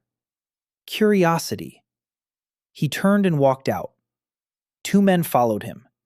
The door remained open. That was the answer. The open door. Not yes, not no. Try it. The next morning, Ison walked out of his cell. The red block was smaller than the gray block. 120 people, one dining hall, one courtyard. No workshop, no library. They didn't work here. They sat here and waited. For death, for release, or simply for the end. He walked down the hallway. He could feel eyes on his back. Dozens of eyes. Each one sizing him up. Each was deciding whether he was worth anything, or whether he was worth nothing more than an evening's entertainment. Ison found Jinsu in the dining hall. He was having breakfast. Rice, kimchi, soup. He ate slowly. He moved his aching joint carefully. Every time he shifted his position, a shadow of pain flashed across his face. Brief, almost imperceptible. But Ison saw it. He sat down next to him, without being invited. It was a breach of protocol. Jinsu's two bodyguards tensed up. Jinsu raised his hand. They stopped. Ison got to work, right there in the dining hall, in front of everyone. He asked Jinsu to stand up. Jinsu stood up. Ison crouched down and placed his hands on the right thigh of Namsan, the boss of the dogs. The dining hall fell silent. 120 people. Everyone watched as a skinny, bespectacled man touched the leg of the most dangerous man in the red block. Ison's fingers read the joint. The protocol was working. Muscular imbalance, glutes atrophied, iliopsoas shortened, joint capsule thickened, chronic inflammation. Cartilage damaged but not completely destroyed. There's something to work with. He stood up. He showed Jinsu 3 movements, simple ones, stretching the hip flexors, activating the glutes, mobilizing the joint through pendulum swings. He explained calmly, patiently, just as he'd explained to the Ajumma, just as he'd explained to Taegu, just as he'd explained to everyone. Jinsu listened. He did the exercises. He winced. He didn't complain. After the first session, he looked at Ison for a long time. Then he told him to come back tomorrow. Ison nodded. He'd gained 7 days. Now he needed to gain 3 months. The 7 days passed quickly. Ison worked with Jinsu every morning. 30 minutes, stretching, mobilization, strengthening. By the 4th day, Jinsu woke up in the morning without pain for the first time in 2 years. Not entirely without pain, but without that heavy, gnawing pain that had woken him up every night at 3 o'clock. He didn't say thank you. People like Jinsu don't say thank you. But on the 5th day, Ison found a pillow on his bunk. A real one. Not a prison pillow. A soft one. And a bag of rice crackers. It was more than a thank you. It was the currency of the red block. Comfort. Care. Things that didn't exist here. And Jinsu gave them to a man he'd known for 5 days. By the end of the first week, others began coming to see Ison. Just like in the gray block, at night, quietly, in pain. Only here, the people were different. Murderers, robbers, rapists, people who had taken others' lives and were now sitting in cells with their broken bodies. Ison treated them all. No strings attached, no questions asked, no judgments. He would lay his hands on a murderer's body and see only muscles, ligaments, and bones. The protocol didn't distinguish between sins, only patterns of injury. Ryu Sanghun, white bone, red block. He arrived on the 3rd night, former chief of police in Gangnam, 61 years old, thin, intelligent, wearing glasses, with the hands of a pianist. Hands that had signed death warrants. He had a problem. Insomnia. 4 years. He couldn't sleep for more than 2 hours at a time. The prison doctor prescribed sleeping pills. They didn't help. Ryu sat across from Ison and waited. Ison examined him. Not his body, his neck, his shoulders, his trapezius muscles. Everything was as stiff as stone. His muscles were so tense that blood flow to his brain was impaired. Chronic tension. 4 years. Since he was incarcerated. That was why Ryu hadn't slept. Because his body was still preparing for battle. Even here. Even after 4 years. Ison showed him a relaxation technique. A breathing exercise. Progressive muscle relaxation. Start with the toes. Tense for 5 seconds. Release. Feet, calves, thighs, stomach, chest, arms, neck, face. Each muscle group. Tense, release. 20 minutes before bed every day. Ryu listened intently, like a man accustomed to receiving instructions and following them precisely. After a week, he was sleeping 4 hours a night. After 2 weeks, 5. He went to Ison and said that for the first time in 4 years, he'd had a dream. An ordinary one. Not a nightmare. Just a dream. A river. Fishing. He was standing on the bank, holding a fishing rod. Ryu said this calmly, but Ison saw his eyes. They were wet. A former police chief, a murderer on paper. He was crying over a dream about fishing. Ison didn't say anything. He just nodded. The 3rd boss, Volkov. He hadn't shown up. 2 weeks. 3. He'd been silent, watching from his corner of the dining hall. Huge. Almost 2 meters. 110 kilograms. A face like an axe. Light-colored eyes. Almost transparent.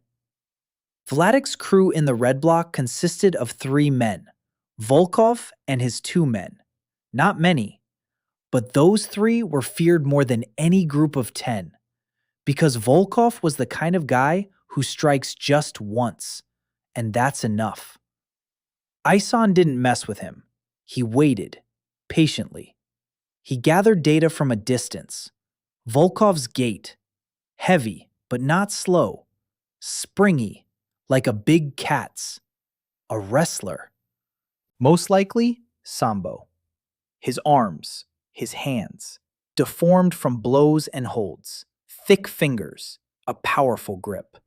If he grabs you, you won't break free. It's easier to keep him at bay than to break free. His back. That's what Ison saw. Volkov moved his torso cautiously. He didn't turn sharply. He didn't lean forward. His back. The lumbar region. A hernia. Maybe two. Large ones. Judging by the limited range of motion, the pain was severe. Constant. But Volkov didn't show it. Not with a single facial expression. Only his body gave him away. Ison waited. In the 4th week of the red block, Volkov came on his own, at night, alone, without his 2 men. He stood in the doorway of Ison's cell. He filled the entire doorway, silently. Ison sat on his bunk and looked at him. His cold demeanor kicked in automatically. This man could have killed him with one hand. Volkov stood there for a moment. Then he stepped inside. He sat down on the floor because he wouldn't fit on the bunk and began to speak in Korean with an accent, a heavy one, Russian. He said it was his back. He said it had been 3 years. He said he couldn't take it anymore. Ison stood up. He walked over. He placed his hands on Volkov's lower back. The diagnostic protocol kicked into full gear. 2 herniated discs, L4 to L5, and L5 to S1, large ones. The right one was worse than the left. Nerve root compression, radiating pain down the right leg, numbness in the foot. This was more serious than Taegu's knee or Jin's hip. It was on the verge of being treatable by hand. Ison thought for a minute. Then he began. Gently, very gently. Volkov, for all his mass and all his danger, was fragile at this point. One wrong angle of pressure and the nerve would be pinched even tighter, and the huge man would collapse in pain. Ison worked for 40 minutes. Mobilization, gentle traction, positional relaxation. Techniques he used at the clinic for elderly patients after spinal surgery. Only this patient weighed 110 kilograms and had 3 murders to his name. When he finished, Volkov stood up, slowly. He straightened up, and an expression appeared on his face that Ison had never seen before. Not surprise, not gratitude, confusion, like that of a child touching snow for the first time. Volkov said one word, in Russian. Ison didn't understand, but he understood from the tone. Then Volkov left, quietly. For a man of his size, he moved astonishingly quietly. The next day in the cafeteria, Volkov sat down at the same table as Ison. For the first time in 4 weeks. 2 of his men sat down next to him. Jeans watched from his table, Ryu watched from his. The entire red block was watching. A skinny, bespectacled man with no clan, no tattoos, not a single scar on his knuckles. And next to him, 3 clans, 3 bosses, 3 powers that had ruled the red block for years. All 3 were now coming to him. Ison ate his rice and thought. The strategy was working. The same one as in the gray block, only the scale was different. Here, there weren't small-time inmates with bad knees. Here, there were bosses. And bosses don't just need a doctor. Bosses need someone they can show their weakness to. In prison, weakness means death. Illness is weakness. Pain is weakness. And all 3 had been hiding their illnesses for years, from their own people, from outsiders, and from the guards. And then a young guy came along who could see right through people's facades. Someone you could show a sore knee to at 3 in the morning without fearing that the whole block would find out about it by tomorrow. Because the young guy kept quiet. Always. About everyone. That was his main weapon. Not his fists, not his diagnoses. Silence. Trust that couldn't be bought. The 6th week of the red block. Night. Ison was training in his cell, just like every night. Only now he had more information. Much more. Volkov, his movements, his grips, Sambo, heavy, powerful, built on grip and leverage. The principle? Use your opponent's weight against him. Don't strike, break. Jeans.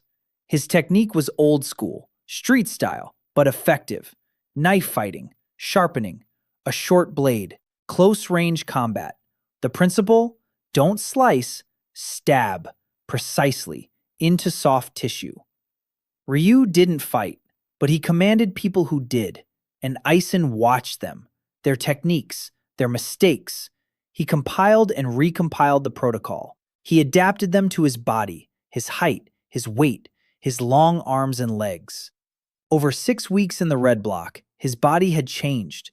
Not drastically, not noticeable to the untrained eye, but he could feel it. His muscles had become denser. His reactions were faster. His movements were cleaner. 3 months ago, he couldn't dodge Minsu's punch. A month ago, he barely dodged the boxer's first punch. Now, he could dodge 3 punches in a row. Not just any punches, not professional ones, but 3. Progress. Slow, paid for with pain. Every nightly training session ended with bruises and scrapes from slamming into the cell wall. Every morning he woke up with muscle pain he hadn't felt the day before. Every day, the protocol recorded new data and demanded more. Week 7. What Ison had foreseen happened. Yun Gwangcheol moved on to the next stage. Drugs were planted in Ison's cell, a small packet, white powder, under the mattress. Classic. The guard came to search the cell. He found it. He drew up a report. Possession of narcotics. That meant the black block.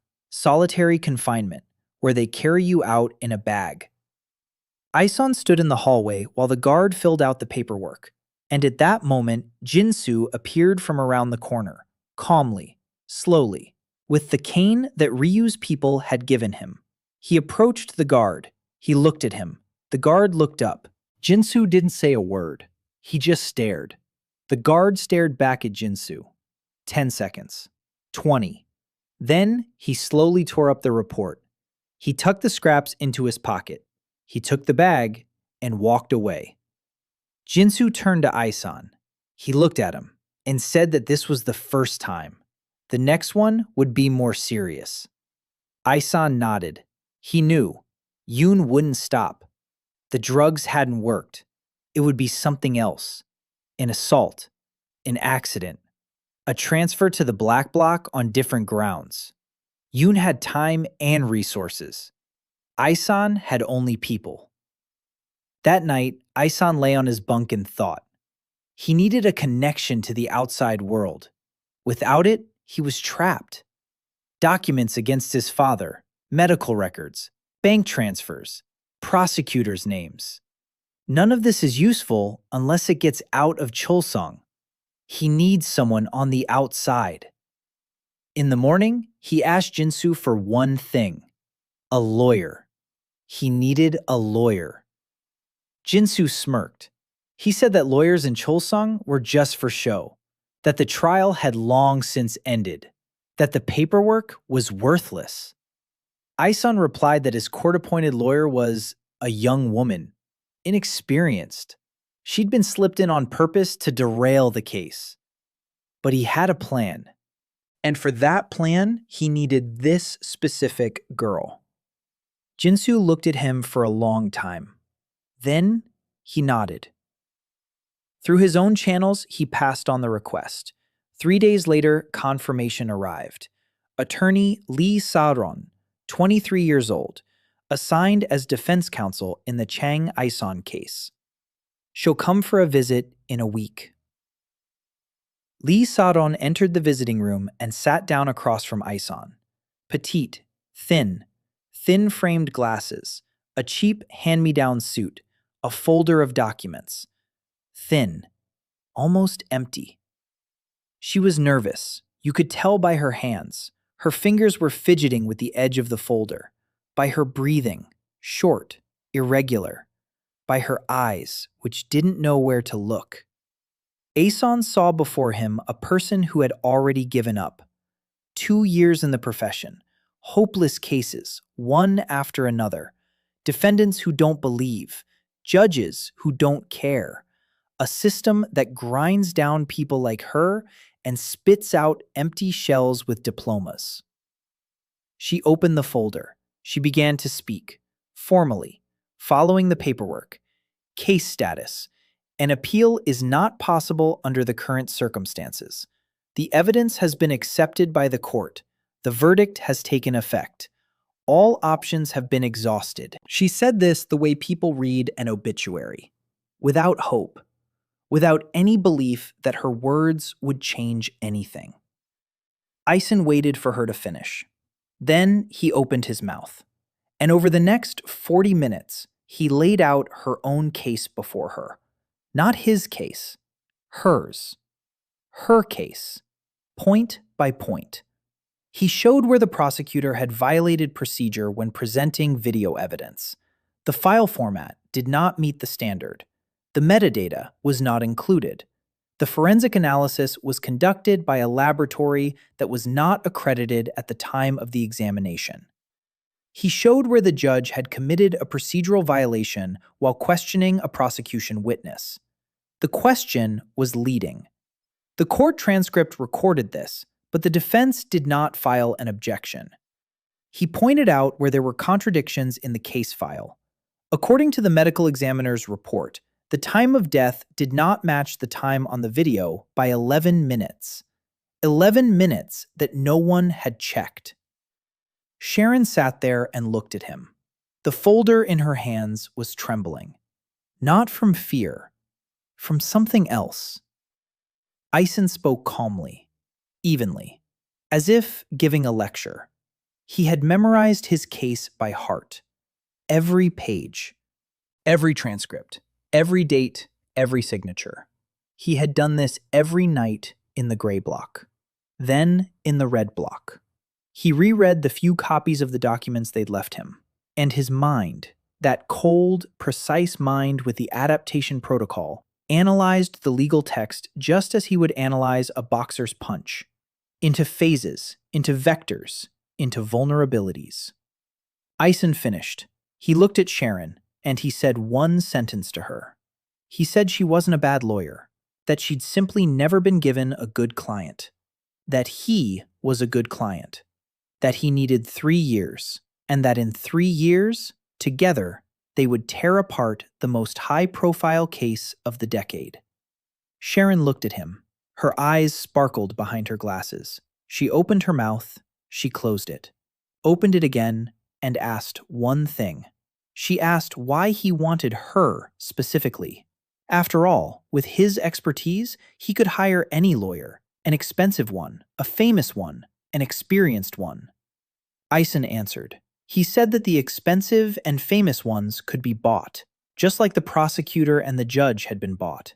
But she couldn't be bought, because she was too small to be noticed, too new for anyone to know her worth, and too honest to take money from a man who kills people with documents. Sharon was silent for a minute. Then she closed the folder. She opened a new page in her notebook. She picked up a pen and told him to start over, slowly. She would take notes. They worked until the end of the visit. Ison dictated, Sharon wrote, quickly, in small handwriting. She filled 12 pages. When the guard said time was up, Sharon stood up. She gathered her papers. She looked at Ison and said she'd come back in a week. Ison nodded. When she left, he sat in the visiting room for another minute, alone, and thought. She'll come. He could tell by her eyes, by the way she held the pen, by the way her breathing had evened out toward the end of the visit, by the way she'd written 3 words at the end of the notebook, words Ison read upside down across the table. 11 minutes. Check it. She was hooked. Small, honest, mean. In a good way. In the sense that people can be wicked when they've endured 2 years of meaninglessness and suddenly see a purpose. 2 days after Sharon's visit, an incident occurred in the red block, at night. Ison was sleeping, or rather, trying to. His ribs had long since healed, but the habit of sleeping only 4 hours a night remained. The protocol wouldn't let his brain shut down completely. His radar was always running in the background. Faint sounds, slight movements of air, footsteps in the hallway. It was those footsteps that woke him up. Two pairs, heavy, fast, not like the guards. The guards walk differently, steadily, boring. These two were on a mission. The cell door was open. In the red block, doors weren't locked at night. A tradition. Or a punishment. Depends on your point of view. The two entered. Ison was already sitting on his bunk. His eyes had adjusted to the darkness. He could make out silhouettes, large ones, one slightly taller than the other. Both were in prison gowns. No tattoos in visible places. Independence. Or hired hands. The first one stepped toward him. Something glinted in his hand. A sharpened blade. Ison stood up, cold mode. His heart rate dropped. His field of vision widened. Time slowed down. No, it didn't slow down. His perception had accelerated. The protocol was running at maximum capacity. The first attacker, height 175, weight about 80, right-handed, holding the blade with a straight grip. He doesn't know what he's doing. Stabbing like he's using a kitchen knife, not like a fighter. The second one, bigger, standing behind him, backing him up, unarmed, fists striking at the torso. Ison saw this half a second before the first one swung. The cell is 2 by 2 meters, nowhere to run, nowhere to retreat. A wall behind him, a bunk on the right. The first one struck. The blade came from bottom to top, at his stomach, a classic prison move. Ison did what he'd learned over the past 5 months. A step to the right, toward the wall, past the blade. It passed a centimeter from his side. He felt the air. The attacker's arm shot forward, missed the target. Inertia, balance lost for half a second.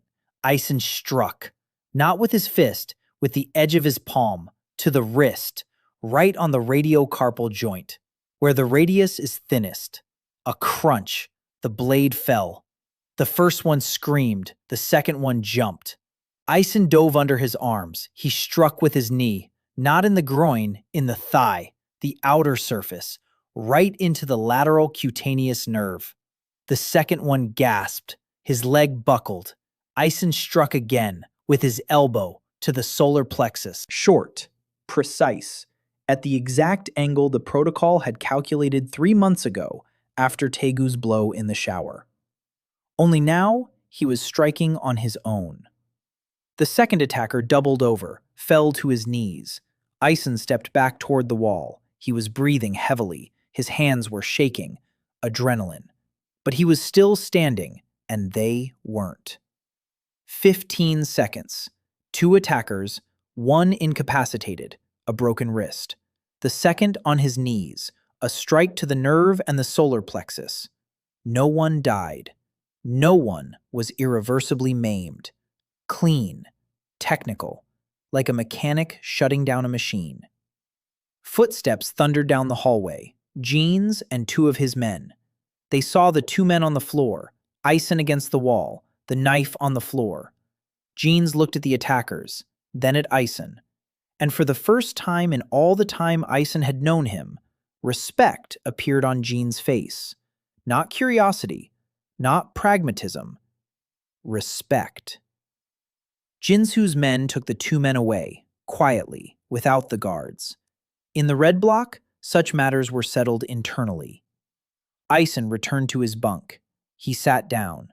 His hands were still shaking. He looked at them, those thin, long hands that had just broken a man's wrist, that had just struck precisely on a nerve, that 5 months ago couldn't even stop trembling with fear. He clenched and unclenched his fingers. Something inside had changed. Not joy, not pride. It was the 4th month. Saeron came every week. Each visit lasted 40 minutes. Every 40 minutes, Ison dictated. Saeron wrote, notebook after notebook. They were building the case, brick by brick. Ison from the inside, Saeron from the outside. He gave her leads. She dug. The first, video evidence, a recording allegedly showing Ison in a room with a dead girl. Saeron found an expert, an independent one from a small lab in Busan, who agreed to examine a copy of the file. The expert worked for 3 weeks and found traces of editing. The video file's metadata contained 2 time layers, the original and the overlaid one. The face in the recording was a deep fake, high quality, expensive, but still a deep fake. That was the first piece of evidence, small, but the first. Second, the medical examiner, Dr. Kang Min-hyuk, signed the death certificate for the model. A state-certified expert, 20 years of experience, an impeccable reputation. Saeron checked his finances, legally, through public records, and she found it. 2 weeks before the autopsy, Dr. Kang received a transfer to his wife's account, 40 million won, from a company registered in the Cayman Islands. The company belonged to a foundation. The foundation belonged to a trust. The trust was registered in the name of a lawyer who had worked at Chang Industries for 20 years. It's a long chain, but there is a chain. The second link. The third. Prosecutor Kim Taegu. He handled the Ison case. Saeron found a connection. Prosecutor Kim and the judge in the Ison case attended the same university. They were in the same class. They lived in the same dorm. Their connection isn't mentioned in the case files. That in itself isn't proof, but it's a thread, one that can be pulled. Ison listened to Saeron's reports every week, and every week his respect for this little girl in a cheap suit grew. She wasn't a genius. She wasn't a brave heroine from a movie. She was stubborn, methodical, meticulous. She did what a lawyer is supposed to do. It was just that, for the first time, she'd been given a reason to do it. At their 5th meeting, Ison asked her for one thing. He said he needed to pass on some information to one person, a journalist named Han Yuna from the publication Cha Black Line. Saeron asked why. Ison replied. He said that 2 years ago, journalist Han Yuna's older brother had died, a prosecutor, who had been investigating Chang Industries. Officially, it was a suicide. Unofficially, a murder. And that Ison had something that could prove it. Saeron turned pale. She asked how a prisoner could have such information. Ison replied that there were people in Cheolsong who knew a great deal, and that some of those people were now talking to him. It was true. Ryu Sanghun, former police chief, a man who now slept only 5 hours a night thanks to Ison. One night, after a relaxation session, Ryu spoke up, not about himself, about the system, about how the chaebol operate when someone starts digging. He told her about the protocol, an unofficial one, the one they use when they need to get rid of a prosecutor, a journalist, or a judge. Not physically, that's too crude. First, compromising evidence, then pressure, then isolation. Then the person is left with no one and nothing, and then they do it themselves. Or they get help, and everyone signs off on it as if they did it themselves. Ryu knew this protocol because he'd used it himself. Twice. One of the two was Han Yun's brother. Ryu didn't tell this out of remorse, out of pragmatism. He understood that Ison was stockpiling weapons, and he wanted to be on the side of whoever would use those weapons, because he'd already been on Chang Dohyun's side, and that had ended in prison. Ison didn't condemn Ryu. He didn't forgive him. He just took notes. Information, data, weapons. He asked Ryu to repeat the story, with details, with dates, with names. Ryu repeated it. Ison memorized everything. The protocol never forgets. At their next meeting, Ison handed Saeron a single page. Not everything, just one page. The transcript of the interrogation that Han Yun's brother had conducted the day before his death. With notes in the margins, notes that only the prosecutor himself could have made. Ison had received this page from Ryu, who had kept it for 5 years, as a safety net. Saeron took the page. She looked at it. She looked at Ison. Her hands didn't tremble. For the first time. She said she would pass it on. 2 weeks later, Ison learned that the handoff had taken place. Saeron found Han Yun. She handed over the page and Ison's words. There is someone inside Cheolsong who knows what happened to your brother. Yuna took the page. She read it. She recognized her brother's handwriting, the notes in the margins, his way of putting question marks. 2 question marks when he was unsure, 3 when he was certain someone was lying. There were 3 on this page. Yuna didn't cry. Following Saeron's words, she read the page, folded it, put it in her jacket pocket, and asked one thing. She asked what was needed from her. Saeron replied, time, patience, and a willingness to publish when the time comes. Yuna nodded. That's how the connection began. Ison inside, Yuna on the outside, Saeron between them. 3 people, 3 points of a triangle. 1 in prison, 1 at the newsroom, 1 in a cheap suit with a notebook full of notes. Meanwhile, inside Cheolsong, Ison continued to build. His night shift in the red block ran like clockwork. 2 or 3 patients every night. Every patient is a source of information, not just about bodies, about people, about connections, about who owes whom, who hates whom, who's willing to talk, who stays silent, and why. Prison is a small town, and in this town, Ison became the one to whom people confide things they wouldn't tell anyone else. Because he's a doctor, and because he keeps quiet. By the 5th month, he had a map of Cheolsong, a complete one. Every guard, every inmate who mattered, every connection, every debt, every secret. And among those secrets were things that could bury more than just his father. The medical records of inmates who had died in Cheolsong over the past 10 years, officially from heart failure. All from heart failure. 14 last year, 42 over the past 3 years. Dr. Park knew the truth.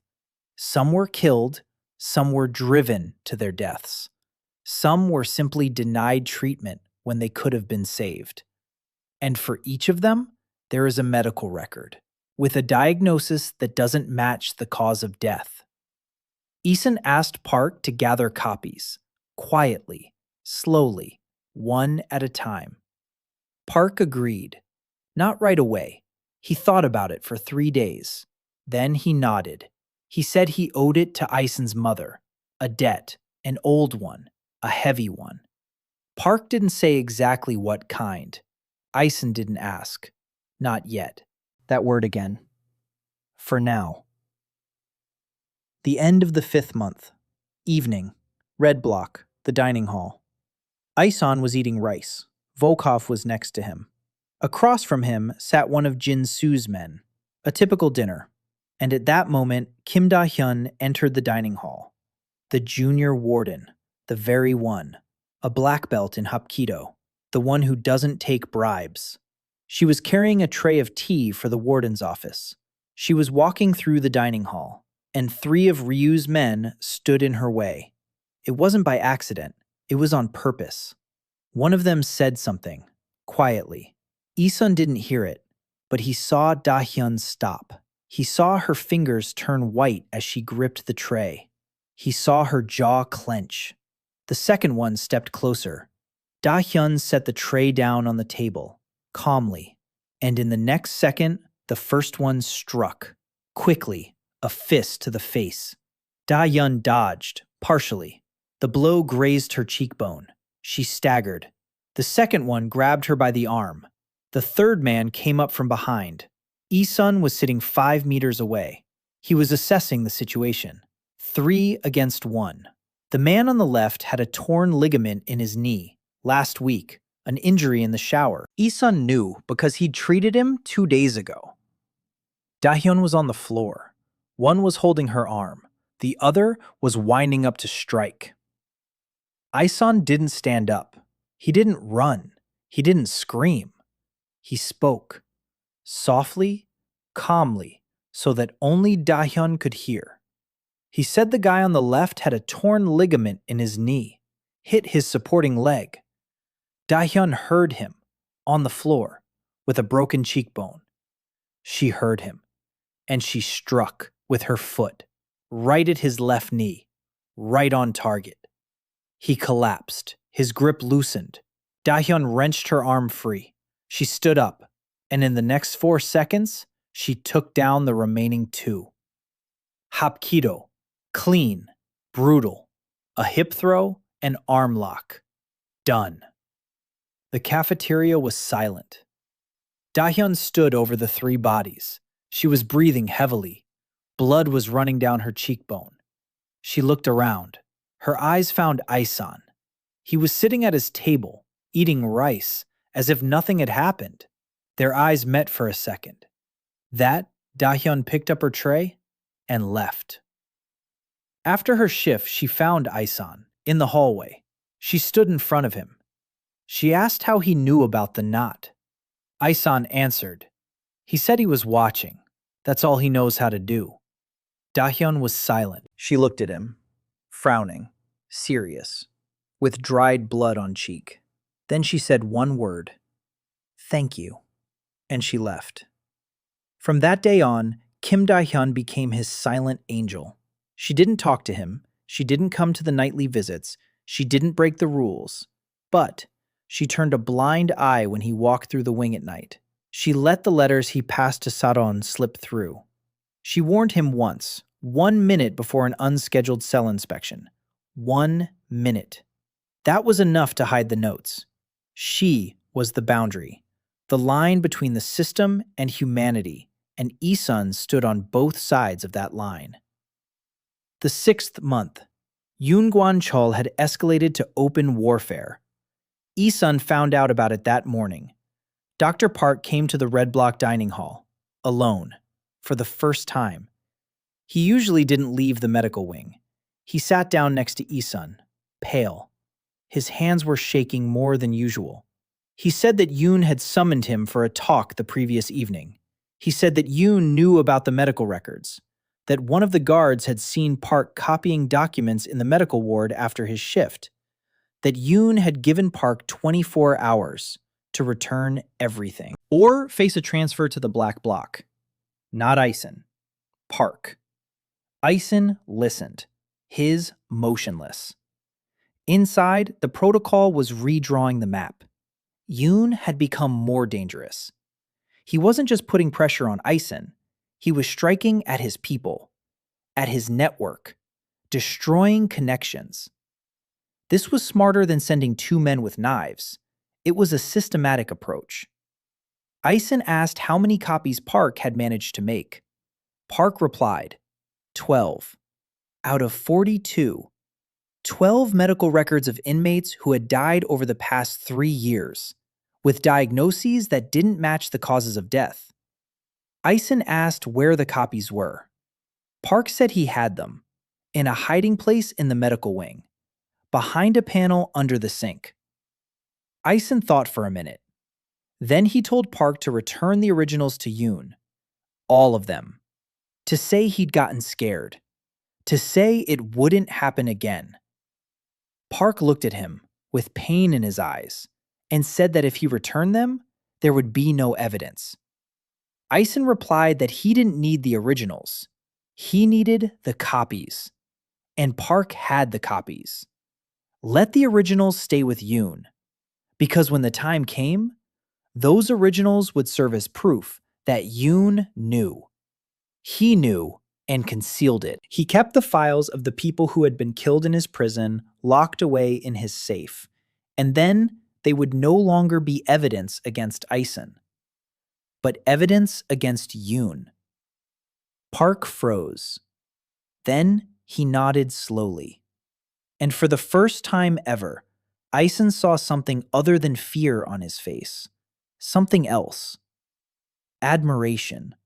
Quiet. Sad. Like that of an old chess player who sees his students move and realizes the student is already playing better. Park left. He returned the originals. Yoon accepted them. He calmed down. He thought he'd intimidated the old doctor. He didn't know that 12 copies were lying behind the panel under the sink. 2 days later, the second event took place. A visit with Saeron. She came in a different person, not frightened, not nervous. The Saeron who entered the visiting room in her 6th month was a different person. Her back was straight, her gaze was steady, her notebook was thick. She sat down, opened the notebook, and began. An expert from Busan completed the video analysis. The result is unequivocal, a deep fake. 2 temporal layers in the metadata. The original face in the recording belongs to another person. They haven't been able to identify who it is yet, but the fact of the forgery has been documented. Second, the financial trail from forensic expert Han to Chang Industries has been confirmed. 3 links, each has been verified. The documents are with Sharon. Third, Han Yuna found a second witness in the case through her own channels. A young woman who was working at that club that night, a waitress. She saw Ison being led into the room after 2 masked men had already entered. She kept quiet for 2 years because she was paid off. Now she's ready to speak out because the money has run out, but her conscience hasn't. Fourth, Yuna wrote her first article. She didn't publish it, she wrote it. A draft. She's waiting for the signal. Ison listened, and something inside him, something behind the glass of his cold detachment, something warm and long forgotten, it stirred. Hope. Small. Fragile. Dangerous. He crushed it. Quickly. Ruthlessly. Hope in prison kills faster than a razor blade. He nodded to Saeron, said it was good, said he needed more. We need the names of the prosecutors working for Chang Industries. We need bank transfer records. We need a connection between Yun Gwangcheol and Chang Dohyun. Direct. Documented. Saeron took note. She nodded. She stood up. And before leaving, she did something she hadn't done before. She held out her hand. Across the table. Lee Saeron looked at her hand. Small. With an ink stain on her index finger. With nails bitten down to the quick from nerves. He reached out his own. They shook hands. Quickly. For a second. The guard coughed. Saeron withdrew her hand. She left. Ison sat there, staring at his palm. Warm. Her hand had been warm. He couldn't remember the last time someone had touched him, not to hit him or inspect him, but just like that, like a human being. That night, he lay on his bunk and reworked his plan. Yoon was putting pressure on him. His father was paying. He had less time than he'd thought. He needed to speed things up. But speeding up was dangerous, because every step left a trace, and Yoon is looking for those traces. The next day, Ison did something he'd been planning for a long time. He went to see Volkov. He asked for a meeting, one-on-one. Volkov agreed. They sat in Volkov's cell. It was just as small as all the others, but it seemed even smaller because Volkov took up half the space in it. Ison worked on his back, just like every week, gently, carefully. And between pressure points, he spoke up. He asked Volkov how he knew Russian. Volkov replied, "My mother is Russian. My father is Korean. I grew up in Vladivostok. I came to Korea when I was 18. He speaks 2 languages, reads in 2, writes in 2. Ison asked if Volkov knew anyone on the outside, in Vladivostok, in Russia. Volkov tensed up. Ison felt the muscles in his back turn to stone. He waited, then continued working, gently. Volkov relaxed, slowly. He asked why. Ison answered honestly. He said he needed a channel, one that didn't go through the Korean system, one that Yun Gwangcheol didn't control, one that his father couldn't intercept. An outside channel, for documents that couldn't be passed through a lawyer because the lawyer might be stopped at the entrance and have the papers confiscated. Volkov was silent for a long time. Ison worked on his back and waited. Then Volkov spoke. He said there was a man in Vladivostok who could receive the documents and forward them wherever instructed, through channels that the Korean police don't monitor. It would cost money. Ison asked how much. Volkov glanced at him over his shoulder and said it was free, as a favor. Ison nodded. By the end of the 6th month, he had 4 channels. Saeron, legal, through attorney visits.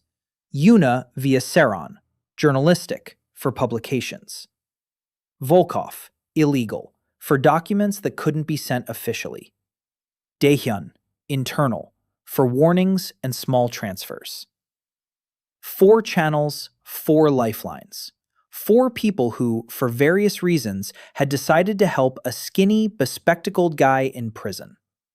But Ison knew each of these channels was fragile. One mistake, one interception, one betrayal, and everything would collapse. That's why he had backups. Every important document traveled through 2 channels. No more than 2 people knew each name. Each element of the network knew only its own part. No one but Ison saw the whole picture, a spider at the center of the web, one who mends flies instead of eating them. The end of the 6th month, night. Ison lay on his bunk, and for the first time he allowed himself to think of his mother. Han So-yeon, in a coma, in a private clinic, under a false name. He wrote her letters every week via Saeron. He didn't know if she was receiving them. He didn't know if anyone was reading them aloud to her. He didn't know if she was even still alive. He closed his eyes, and for a second, he let go of his cold demeanor. For a second, he became the Ison they had put in prison. 22 years old, skinny, bespectacled, a boy who loved his mom. His eyes stung. He clenched his teeth. Inhaled, exhaled. The cold mode returned. A click, glass, ice. Emotions set aside. Data in place. He opened his eyes and whispered a single phrase into the darkness of the cell. Mom, I'll fix it. The ceiling was silent. The lamp flickered every 4 seconds, just like always, just like on the first day.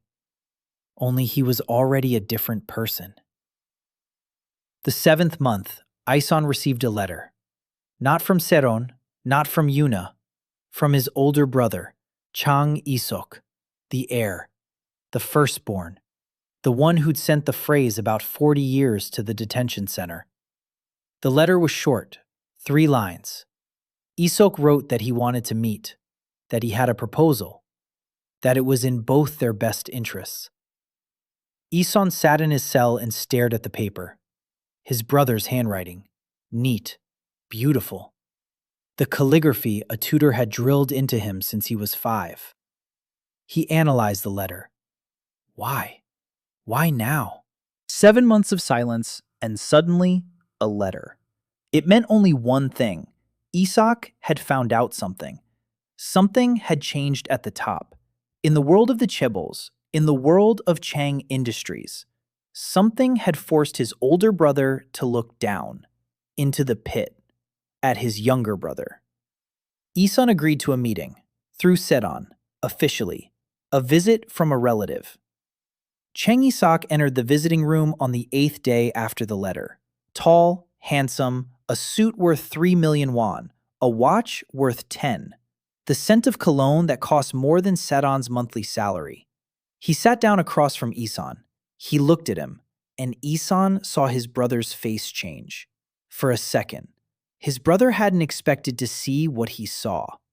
Ison had changed. Not on the outside. Outwardly, he was the same. Skinny, short-cropped hair, no glasses. A scar from a knife on his left forearm. A scar on his eyebrow from Minsu. But there was something in his eyes, something in the way he sat, the way he held his hands, the way he breathed. Isak was a smart man, smart enough to run the third branch of Chang Industries, smart enough to realize that the person sitting before him was no longer the boy he'd left behind in the detention center. With a single sentence, Isak spoke, calmly, businesslike. He said his father was ill, that 6 months ago, Chang Dohyun had been diagnosed with a tumor in his pancreas. Operable, but a difficult one. That he'd been weakened by the surgery, that the board of directors had sensed an opportunity, that 2 younger family members from a collateral branch had begun rallying support, that Isak was losing control. Isong listened, silently. His face was impassive. He took notes. His father is sick. That changes everything. A sick tiger is no tiger. It's just meat. Isak continued. He said he needed Isong, alive, free, as leverage, as a voice on the board of directors, as a second heir who would support the first. He said he could speed up the appeal, that he had connections in the Supreme Court, that the case could be reviewed in 3 months if the right strings were pulled. Isong remained silent. He thought. The protocol was weighing his options. Isak was offering freedom. Quick, effective, through his connections, through his money, through his power. The price? To become his brother's tool, a voice on the board, a puppet of a new puppeteer, instead of their father, his brother. The same cage, a different lock. Ison looked at Isak and said no. Isak wasn't surprised. He'd expected it, but he asked why. Ison replied. He said he would get out on his own, in his own way, in his own time, and that when he did get out, he wouldn't need Isak's support, because by then, he would have enough to bury both his father and anyone who stood in his way. Isak smirked. He asked what a prisoner in jail could possibly have that the heir to the empire. Ison answered with a single word, the truth. Isak stopped smiling. They stared at each other across the table. 2 brothers, 2 worlds, one in a $3 million suit, the other in a numbered prison jumpsuit. And at that moment, Ison saw something in his brother's eyes. Fear. Small, fleeting, but real. Isak was afraid, not of Ison, of what Ison knows, of what Ison has pieced together, of what lies in the records, copies, and testimonies. Isak stood up. He said the offer remained open. He left. The scent of cologne lingered in the room for another 10 minutes. Ison sat and thought. His brother hadn't come to help. His brother had come to find out how much Ison knew, to find out how dangerous he was. And now his brother knew that Ison was dangerous, and that could mean 2 things. Either Isak would back down, or Isak would join the hunt.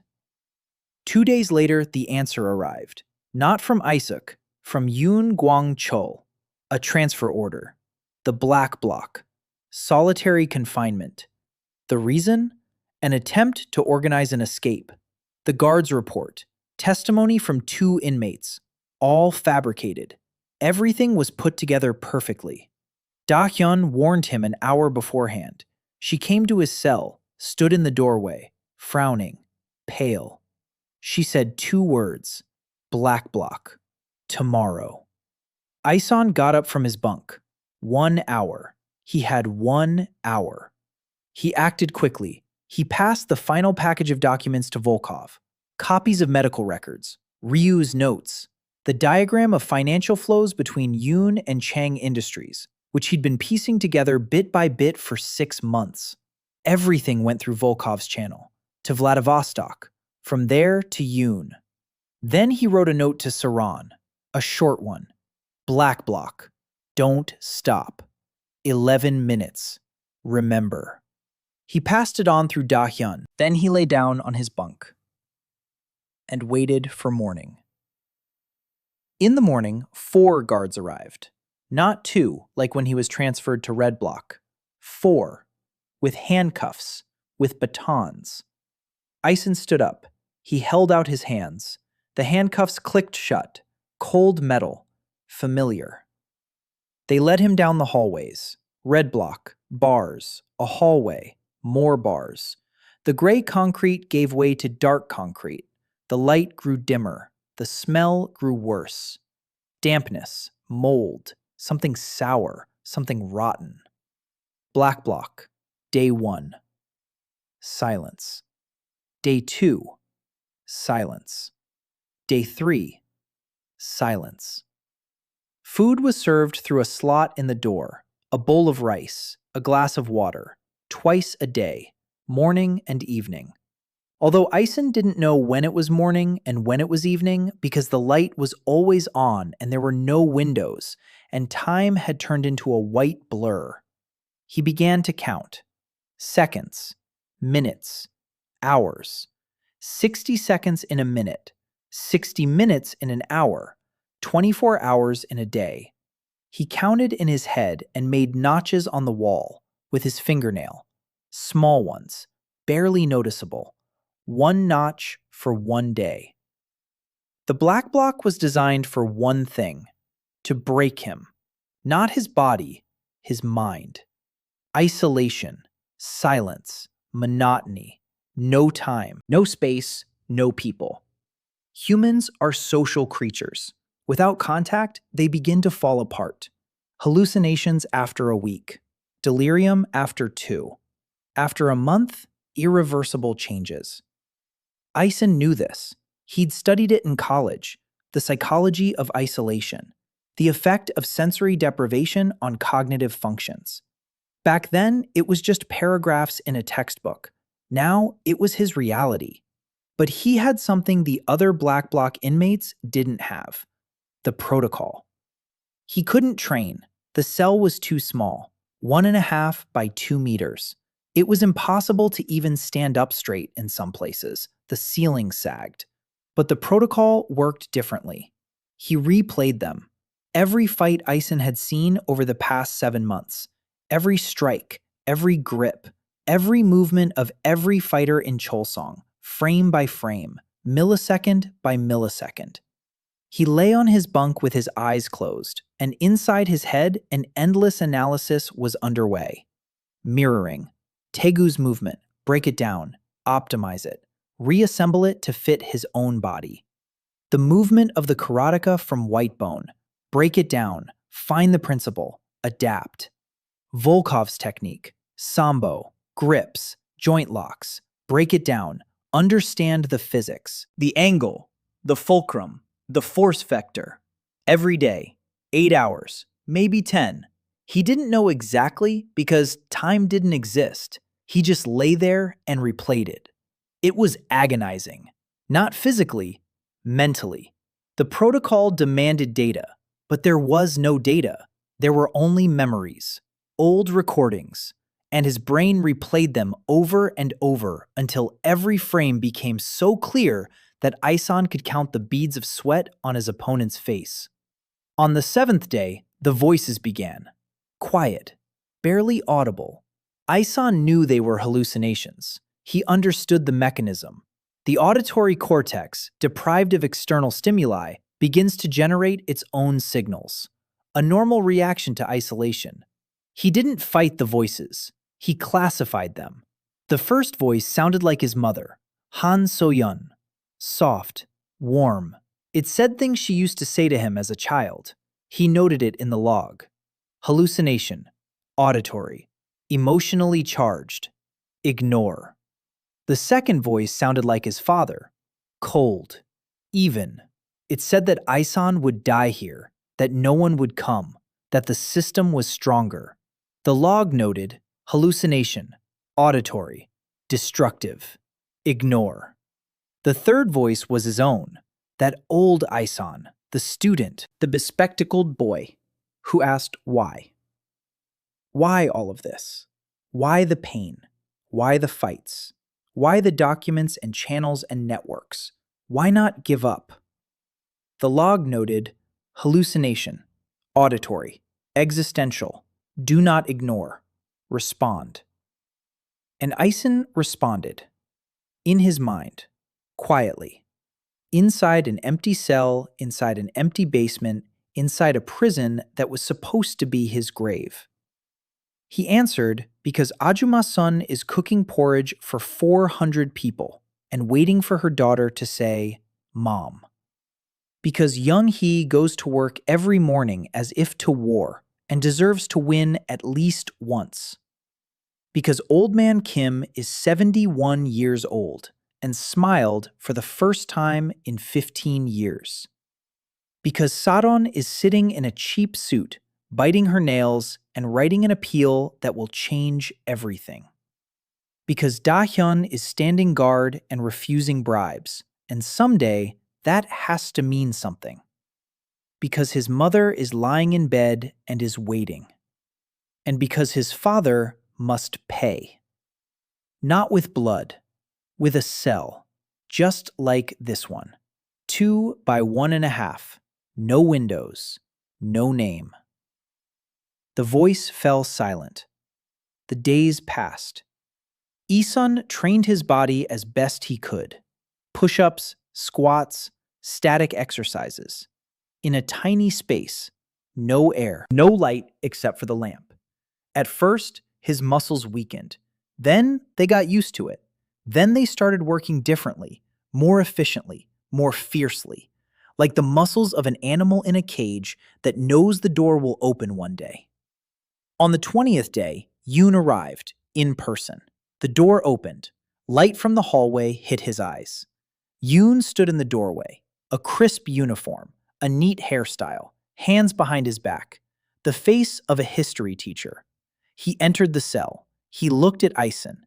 Ison was sitting on his bunk, calm, reading the protocol. Yun had come to check, to see if he'd broken down or not.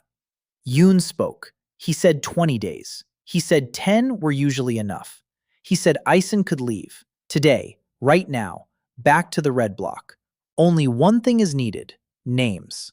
Who Ison passed the documents to. What documents? Through whom? Ison looked at Yun and read the report. Yun's pulse was slightly elevated. His left hand was clenched into a fist behind his back. His jaw muscles were tense. Yun was nervous, not because of Ison, because of the man behind Ison, because of Chang Dohyun, who's putting pressure on Yun, who's demanding results, who's paying for a corpse but getting a ghost who won't break. Ison answered. He said he didn't know anything about any documents, that he'd been in a cell for 20 days and hadn't spoken to anyone. Yun smirked. He said that Ison had 20 more days, then 30, then as many as it takes. Ison replied that he had 25 years. He was in no hurry. Yun left. The door closed. Silence returned. Ison lay down on his bunk. He closed his eyes and continued. Frame by frame, blow by blow, plan by plan. On the 47th day, the door opened again, but it wasn't Yun. It was Da-hyun, in uniform, with a flashlight, alone, on the night shift. She walked in, looked at him, and for a second, her stern face flinched. Ison knew he looked terrible. He'd lost 8 kilograms. His cheeks were sunken. His eyes were hollow. His beard had grown in patches. But he looked at Da-hyun calmly, steadily. His eyes were clear. She crouched down next to the cot, quietly, quickly. She said that Saeron had filed a complaint with the Correctional Services Administration regarding his unlawful detention in solitary confinement without a medical examination and without a decision by the disciplinary committee. The complaint had been registered. It couldn't be dismissed. An inspection would take place in 3 days. Yun was required to return him to the general wing before the inspection. Otherwise, he himself would be investigated. Ison closed his eyes. 3 days. 3 days, and he'll be out. Dohyun stood up. Before leaving, she placed something small on the edge of the cot. Warm, wrapped in a napkin. A rice cake. Warm, fresh, filled with red beans. Ison picked it up, took a bite, and it was the best thing he'd ever eaten in his life. Not because the cake was good, but because a person had brought it to him. 3 days later, the door opened. Ison walked out. 47 days. He walked down the hallway of the black block, up the stairs, through the bars, into the light shining in. From the window in the red block hallway, he stopped by the window and stood there for a minute. He just stood there and looked at the sky. Gray, wintry, Korean. The most beautiful sky he'd ever seen. He returned to the red block quieter, thinner, calmer, and with a gaze that made people look away. The second year, Ison returned to the red block and re-established all his connections within the first week. Jinsu was waiting. Without Ison, his hip had started to ache again. Volkov was waiting. His back. Ryu was waiting. Insomnia had returned after 3 weeks without sessions. All three were angry, not at Ison, at Yun, who had taken away the only person capable of relieving their pain. Ison used that anger, not openly, quietly, through conversations, through hints, through facts he dropped between exercises, about how much money Yun was getting from Chang Dohyun, about how many inmates had died in Cheolsong over the past 10 years, about how Yun was selling medicine from the medical ward on the black market while inmates were dying from infections that could be treated for pennies. He wasn't stirring up trouble, he was informing them, and the anger grew on its own. The 10th month. Saeron came to a visit with news. Han Yuna had published her first article. Not a big one, not a sensational one. A column in the Black Line, an independent publication, small circulation, but online. The article had a simple title, Cheolsong, the prison that kills. No names, no direct accusations, just numbers. 42 deaths in 3 years, all from heart failure. A statistical impossibility, an unanswered question. 300,000 people read the article in the first week. Not millions, but enough. Enough for 2 lawmakers to raise the issue in Parliament. Enough for a human rights organization to send an inquiry to the Ministry of Justice. Enough for Yun Gwangcheol to be unable to sleep for the first time in 20 years. Lee Saeron learned about this from Park, who had seen Yun that morning after the article was published, and he said the warden looked as if he'd seen his own grave. The 12th month. A year. Lee Saeron sat in his cell in the red block and counted. 13 healed fractures, 2 scars from sharpening, partial hearing loss in his left ear. After the blow in the black block, when he had accidentally hit against the wall during exercise, his body was a map of pain. Every fracture was a lesson. Every scar was the price of knowledge that had saved his life. The Adaptation Protocol was operating at a level Ison could not have imagined a year ago. He saw a blow 600 milliseconds before contact. He could read a person's body after 30 seconds of observation. He could neutralize 2 armed assailants in a confined space within 15 seconds. He could make a diagnosis based on a person's gait with a precision that doctors with 30 years of experience would envy. But that wasn't the point. The point was the people. His network was up and running. Inside Cheolsong, Dr. Park, copies of medical records, 12 out of 42. The rest were impossible to obtain without risk, but 12 would be enough. Yeonhee, the medical ward. She was now keeping 2 sets of records, the official ones for Yun, the real ones for Ison. Every suspicious diagnosis, every strange death, every prisoner transferred to the Black Bloc who never returned. Jinsu, Ryu, Volkov. 3 bosses, 3 clans. All 3 now realized that Yun was a threat, not to Ison, to them. Because Yun was selling their drugs. Because Yun was letting mercenaries into their territory. Because Yun was losing control. And when the warden loses control, it's chaos. And chaos in prison means dead bodies. Dohyun, the silent angel.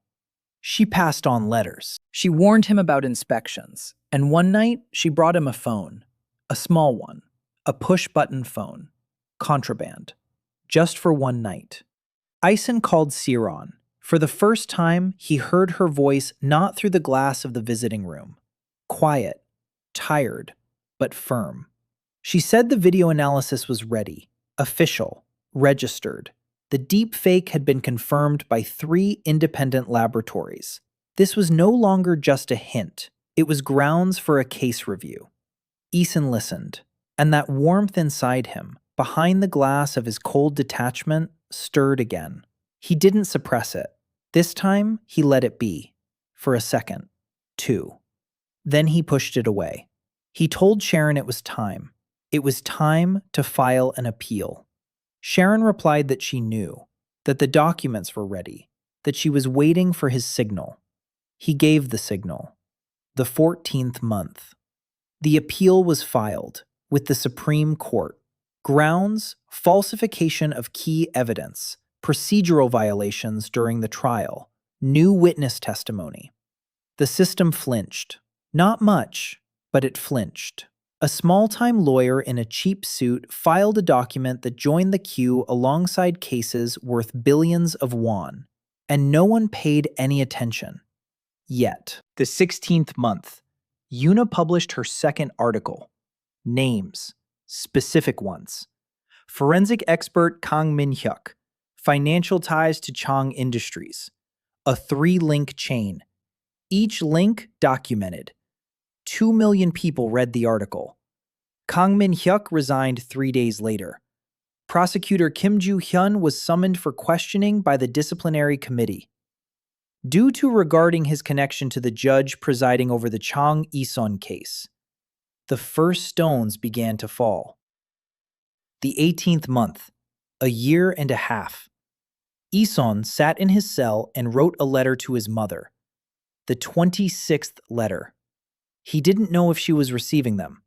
He didn't know if anyone was reading them aloud to her. He wrote them anyway. Every letter ended with the same phrase. I'll make it right. The same one every time. He folded the letter. Handed it to Da-hyun. She took it away.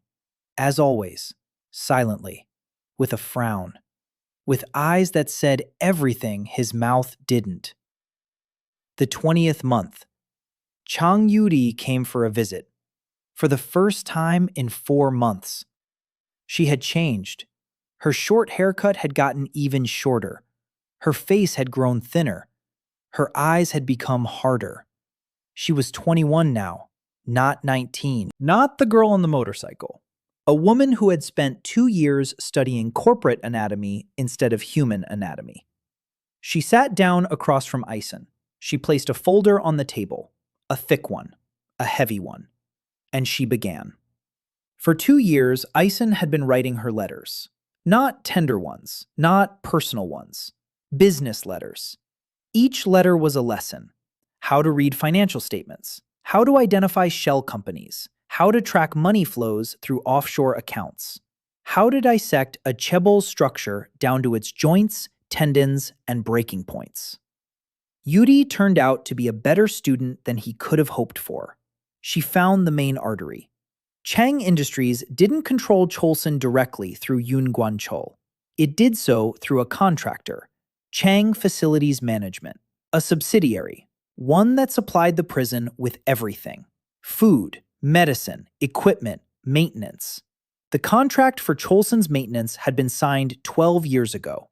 The contract price was 3 times the market rate. The difference went into a fund personally controlled by Chang Dohyun. Through the fund, the money went to Yun and 8 other prison and detention center directors across the country. 8 prisons, not just one. Chang Industries controlled 8 prisons. This wasn't a prison system, it was a network for disposing of inconvenient people. Ison looked at the documents, and something shifted inside him as he read the protocol. The scale of it. He thought he was fighting his father for his freedom. It turned out he was fighting a system that had been grinding people down for 12 years in the country's 8 prisons. Yuri spoke quickly, quietly, precisely, like an analyst at a briefing. 2 years ago, she had been drawing and riding a motorcycle. Now she read financial reports the way Ison read bodies, with the same precision, with the same cold clarity. Ison had taught her to think. She had taught herself. He doesn't make people stronger, he gives them back their own bodies. Or, in Yuri's case, their own brains. The second thing Yuri brought back was more important than the documents: news about her mother. Yuri visited her mother every month at a private clinic under the name Patient Number 7. No one in the Chang family knew, only Yuri. And this time, Yuri brought the words that Ison had been waiting for 2 years. His mother had opened her eyes. 3 days ago. Yuri was by her side. His mother looked at her, recognized her, and said one word: Ison. His name. The first word after 2 years in a coma. Ison sat in the visiting room and looked at Yuri, at her face, at her eyes which were shining, at her hands which were clenching the edge of the table. And inside him, behind the glass of the cold regime, behind the walls of protocol, behind layers of data and diagrams and plans, something broke. It didn't shatter. It broke the way ice breaks in spring. A crack.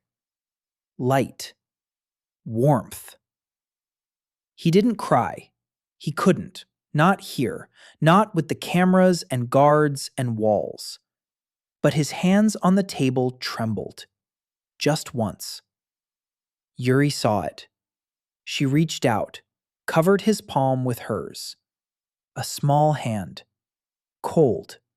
Strong. The hand of his younger sister, which had become a weapon. They sat like that for 10 seconds. Then a guard cleared his throat. Yuri withdrew her hand. She gathered her folder. She stood up and said that their mother had sent him something. Through Yuri. Through Pak. Through a chain of communication that had been operating for 2 years and that Ison knew nothing about. Her mother hadn't ended up in a coma by accident. Her mother had faked the coma, all by herself, because she'd learned of her husband's plan a week before her son's arrest. Because she realized that if she remained conscious, they'd kill her first. She was lying in the clinic under a false name, under the protection of her own man. And she knew about every move Ison made, through Dr. Park, who had been her student 15 years ago. That's the debt. That's why Park kept quiet and helped. That's why he came at night and warned him, not out of sympathy, on orders. His mother knew everything, from day one, from the first blow in the shower, from the first night in the cell. She knew and waited. And now she had woken up, because it was time. Ison sat in the empty visiting room after Yuri had left, alone. And for the first time in 2 years, he let his cold demeanor slip away completely. The 28th month, morning. Ison woke up in his cell in the red block for the last time. In 3 hours, they would lead him to the police van. In 5 hours, he would be in the Supreme Court chamber. He lay on his bunk and stared at the ceiling. The lamp burned steadily. It didn't flicker, as if it too knew that today was a special day. He got up. He washed his face. He put on the clean prison uniform that Dohyun had brought yesterday.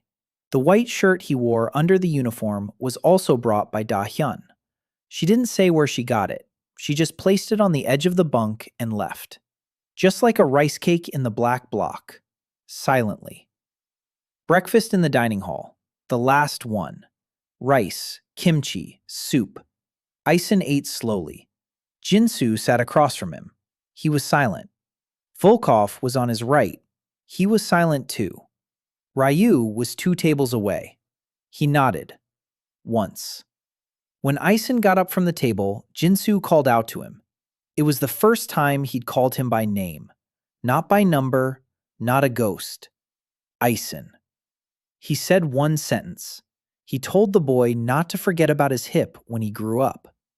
Ison replied that he wouldn't forget. And that was the truth. The hallway, the bars, the courtyard, the police van, the door closed. The same smell as 2 years and 4 months ago. Gasoline, metal, sweat. Only Ison was different. The ride took 2 hours. He sat in the metal box and breathed steadily. The protocol ran in the background. Quiet. Calm. Like a good engine idling. The Supreme Court chamber. Large. High ceilings, wood, marble, flags, cameras. 4 TV channels were broadcasting live. Yuna had secured this through the black line, public interest, the right to information. The court couldn't refuse. Isona was let in through a side door, handcuffed, in a prison robe, with a white shirt underneath. They seated him in the defendant's chair. He sat down, placed his hands on his knees, and he looked out into the courtroom. The front row, Chang Dohyun, his father. He came on his own. He'd lost weight. He'd aged. Pancreatic surgery had cost him 20 kilograms and 10 years. But his eyes were the same. Cold. Confident. The eyes of a man who had come to exert pressure until the very end. Next to him was Chang Ison, his older brother, in a suit, with a face that betrayed nothing, a professional mask. Behind them, 2 lawyers in expensive suits, lawyers from Chang Industries. The second row, journalists, cameras, recorders, notepads. Yuna among them, redhead, wearing a leather jacket over a blouse, a recorder in her hand. She looked at Ison. It was the first time she'd seen him in person. 2 years of correspondence through Saeron.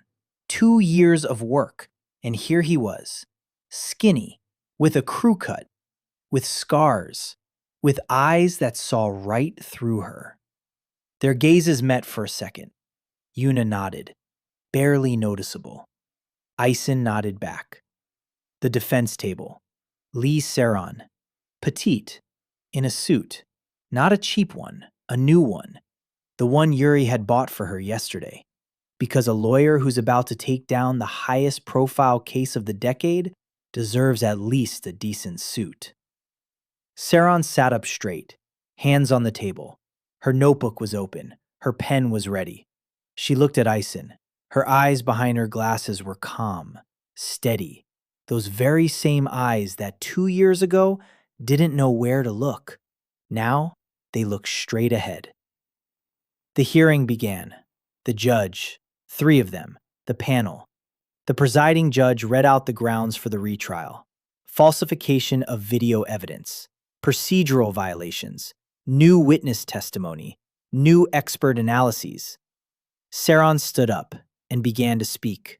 2 years ago, she couldn't string 2 sentences together in court. Now she spoke for 40 minutes, without a single note. without a single stumble. Precisely. Clearly. Like a scalpel. She broke down Chang Ison's case into its constituent parts. How Ison delivered the blows. Phase by phase.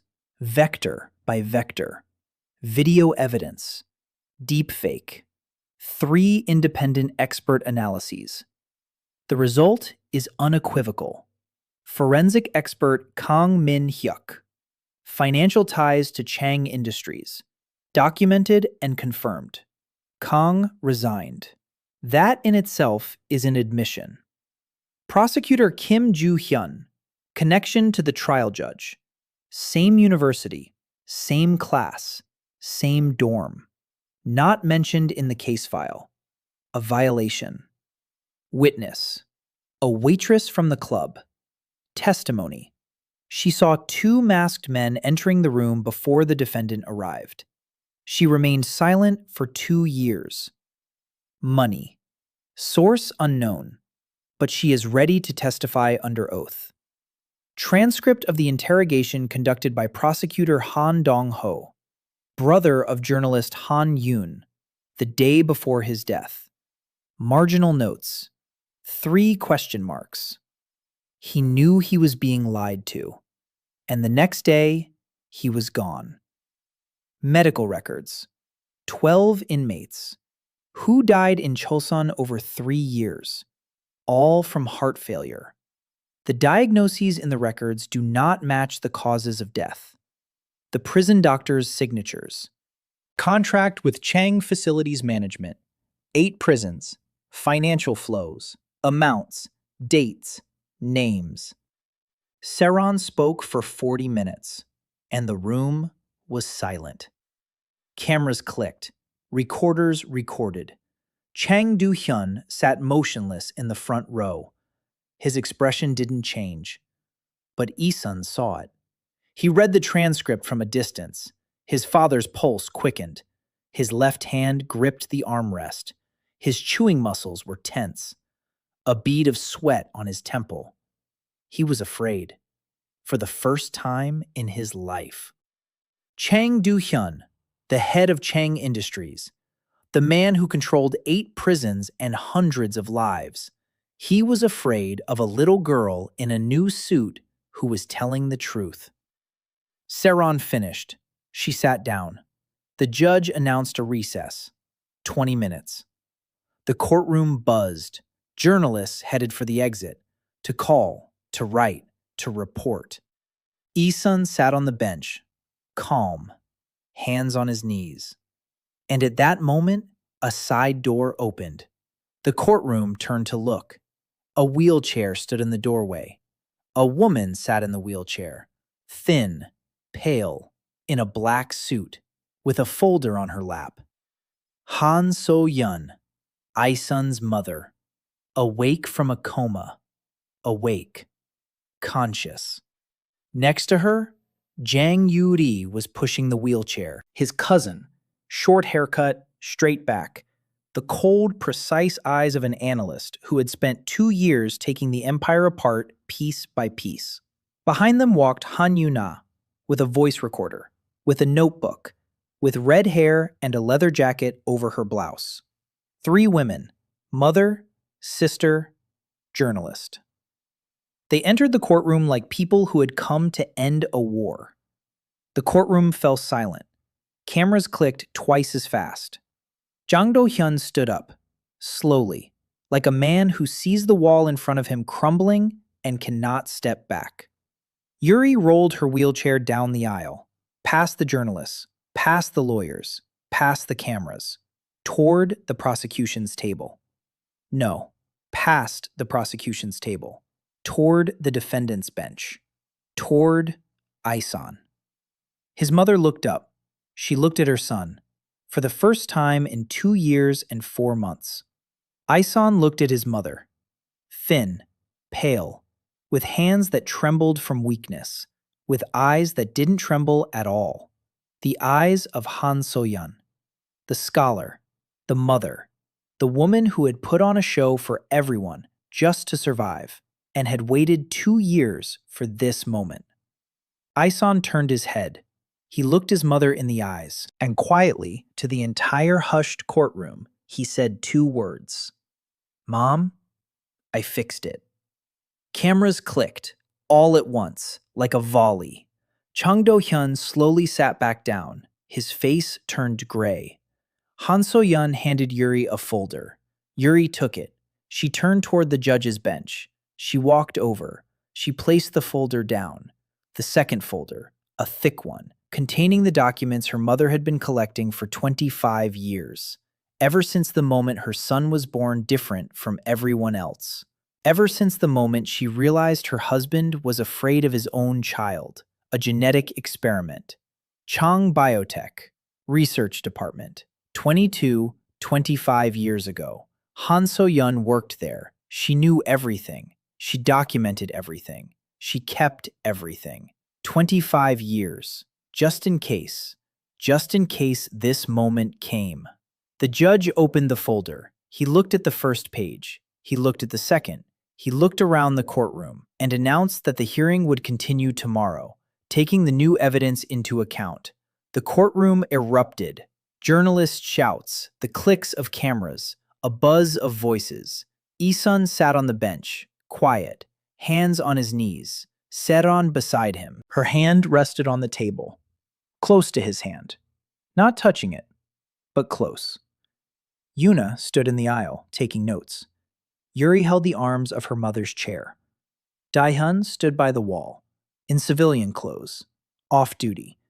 She had come on her own, frowning, with red eyes. Ison looked at his father. Chang Dohyun was sitting in the front row. He didn't move. His lawyers were saying something to him. He wasn't listening. He was looking at his son. For the first time in 2 years and 4 months, he was looking at the thin, short-haired young man with scars on his arms and calm eyes, who was looking back at him, without anger, without hatred, without a thirst for revenge, with something worse, with understanding. Ison understood his father. He understood his fear of a son who was not like him. He understood his logic. Remove the threat. Eliminate the problem. Lock him away in a cage.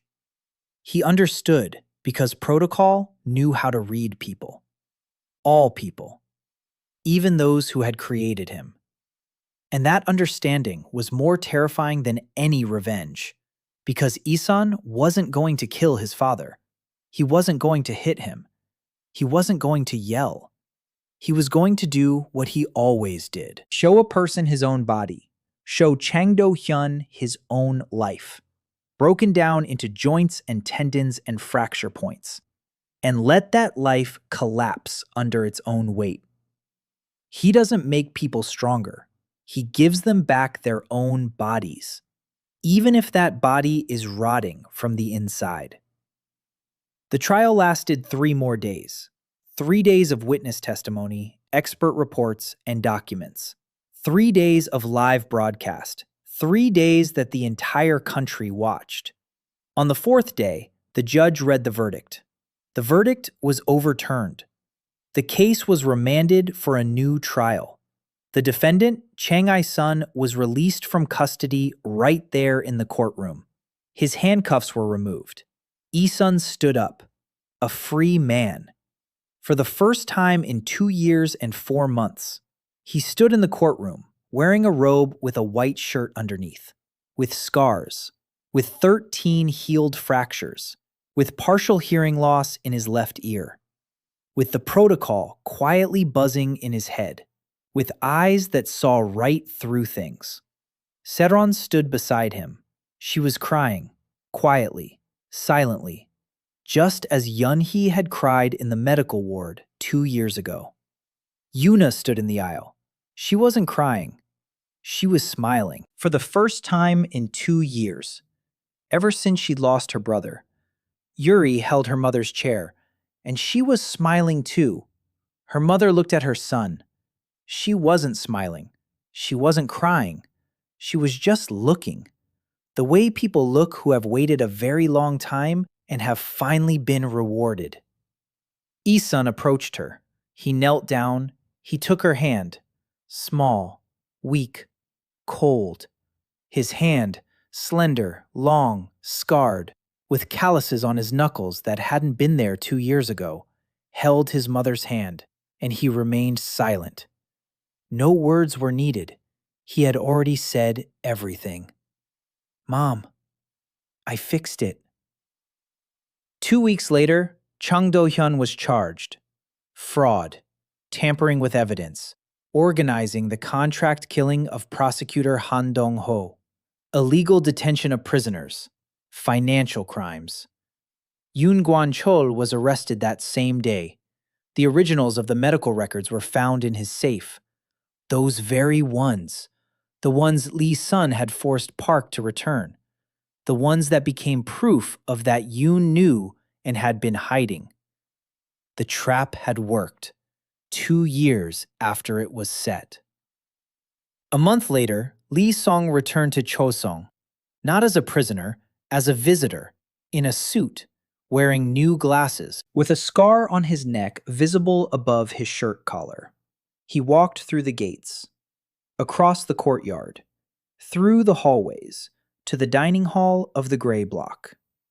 Ajumma Son was standing at the serving line. She saw him, dropped the ladle, covered her mouth with her hand, and began to cry. Not quietly, loudly, for the whole dining hall to hear. She stepped out from behind the counter. She walked up to him, and he saw. She was walking on her own, without a cane, without a limp. Her knee was working. 2 years of exercises, every day, without missing a day, just as he'd said. She hugged him, tightly, just like back then, before the transfer to the red block. Only now, she was standing firmly on both feet. In the library, old man Kim was sitting at a table, drinking tea. He saw Ison in the doorway. He smiled, for the second time since they'd met, and held out a cup, as always, silently. In the medical wing, Yeonhee was working on the patient records, using the new system. His system. The one that had been in use for 2 years. The one that had saved dozens of people. She looked at him. She didn't smile, but her eyes were warm. Warmer than ever. She said one sentence. She said the appointment was over. And she smiled. For the first time.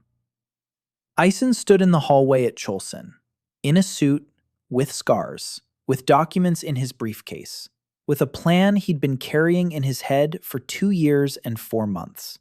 To turn Cheolsong into the first branch of a rehabilitation program for the wrongfully convicted. The prison that was supposed to be his grave would become a home. His home, where he was in charge. He stepped out onto the street. The light hit his face, real, bright, soul, springtime.